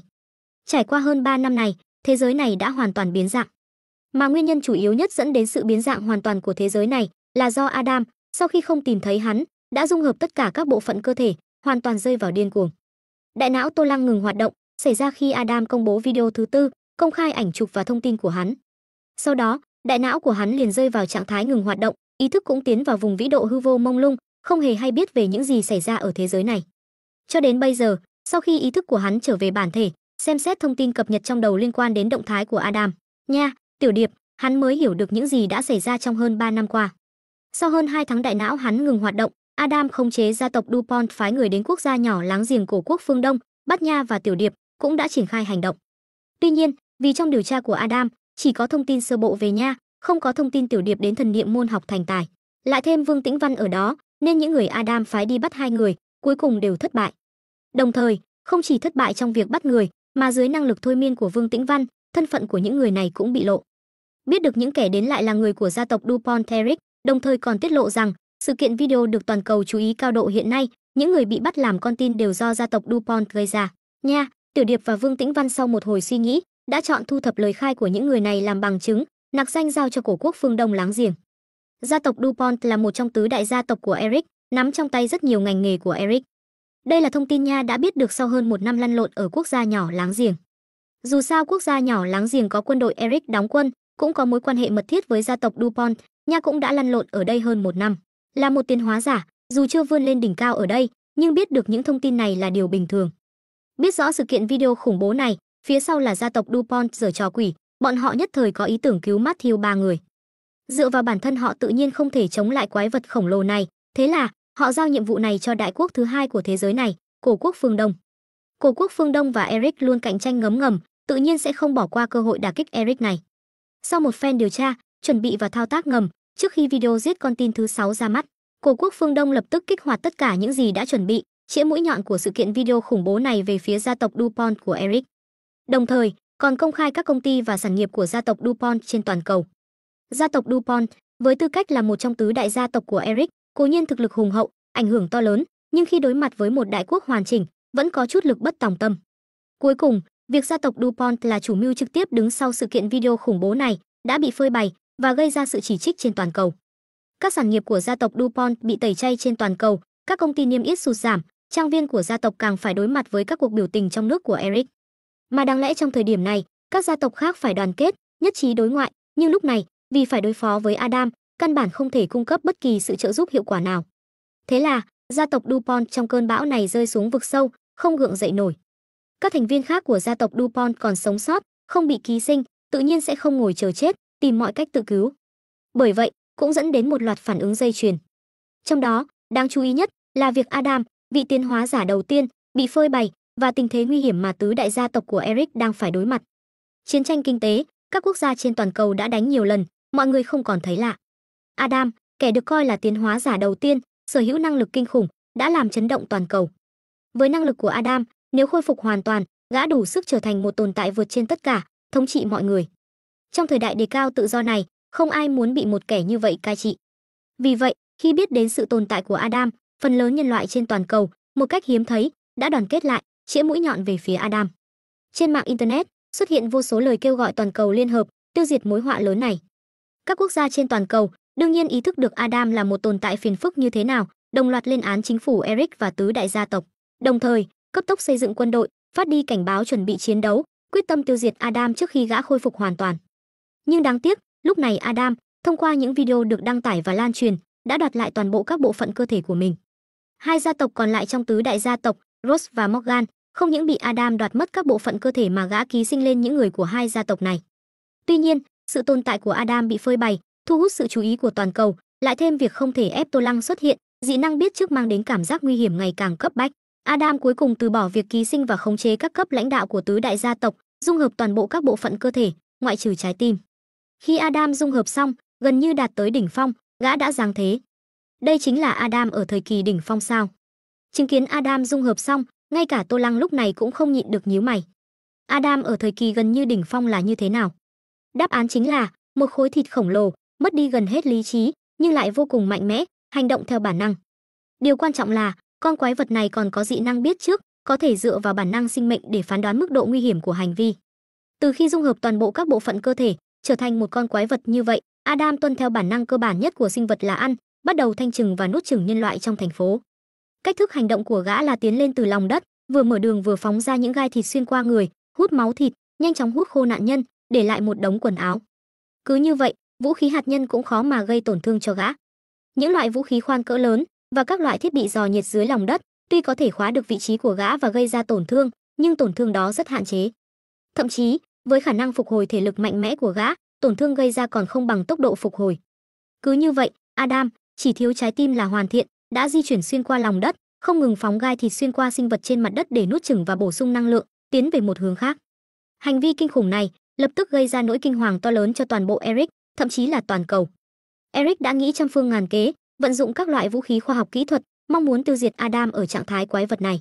Các quốc gia khác cũng biết đạo lý môi hở răng lạnh, cung cấp đủ loại ý tưởng và trợ giúp. Ví dụ như chôn sẵn bom hạt nhân trên đường di chuyển của Adam, sau đó kích nổ. Ví dụ như trực tiếp oanh tạc từ trên cao, đào hết lớp đất mặt để tấn công trực tiếp Adam đang ẩn trong lòng đất. Lại ví dụ như điều động đội cảm tử, mang theo vũ khí sinh hóa, virus. Nhưng cuối cùng, những ý tưởng này đều không thể thành công do dị năng biết trước của Adam. Chôn bom hạt nhân, quái vật Adam trực tiếp cảm ứng được nguy hiểm, thay đổi đường đi. Oanh tạc đào đất, tấn công trực tiếp, càng oanh tạc, quái vật Adam càng chui sâu vào lòng đất. Còn về đội cảm tử mang theo vũ khí sinh hóa, virus, càng là chuyện viển vông. Trên đường di chuyển của Adam, các thành viên đội cảm tử còn chưa thể xuống đến mặt đất, đã bị những gai thịt bất ngờ nhô lên đâm xuyên qua mà chết.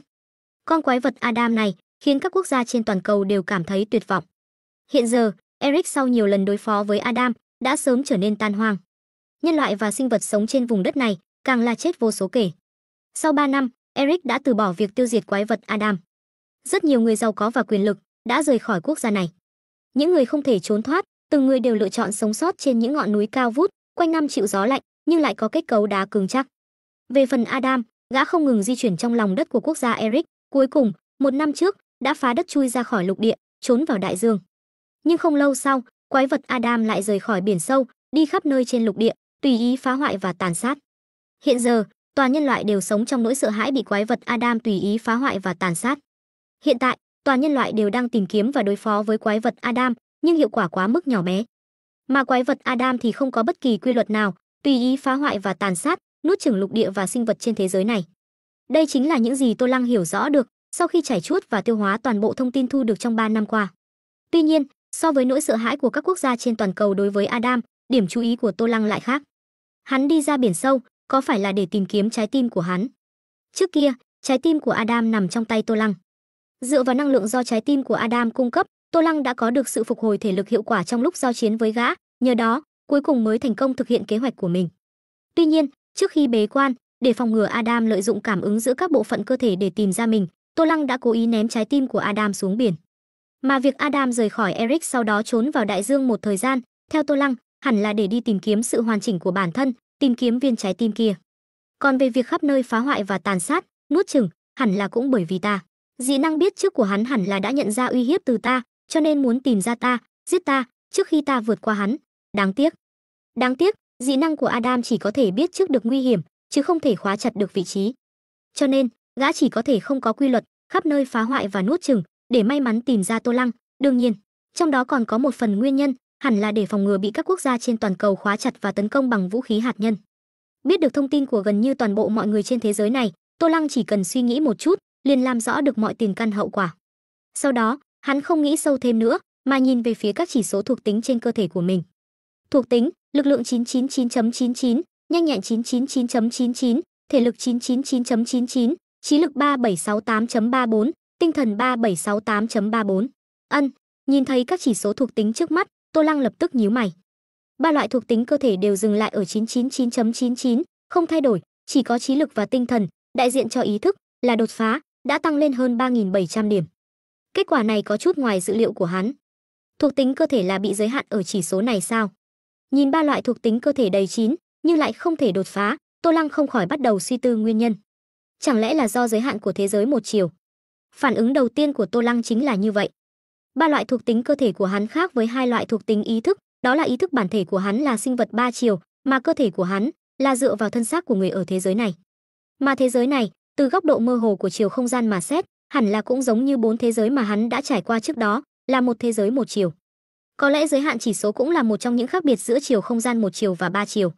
Tô Lăng không khỏi suy đoán. Sau khi suy đoán, Tô Lăng không chú ý đến thuộc tính cơ thể nữa. Mặc dù 3 loại thuộc tính cơ thể của hắn từ hơn 100 điểm tăng cường đến 999.99 hiện tại, tăng lên hơn 800 điểm, có thể nói là vô cùng to lớn. Nhưng từ đầu đến cuối không có đột phá, không sinh ra lần thuế biến thứ 3. Hắn có thể cảm giác được cơ thể so với trước kia mạnh hơn rất nhiều, nhưng cũng chỉ là trở nên mạnh mẽ hơn, không có gì đặc biệt khác.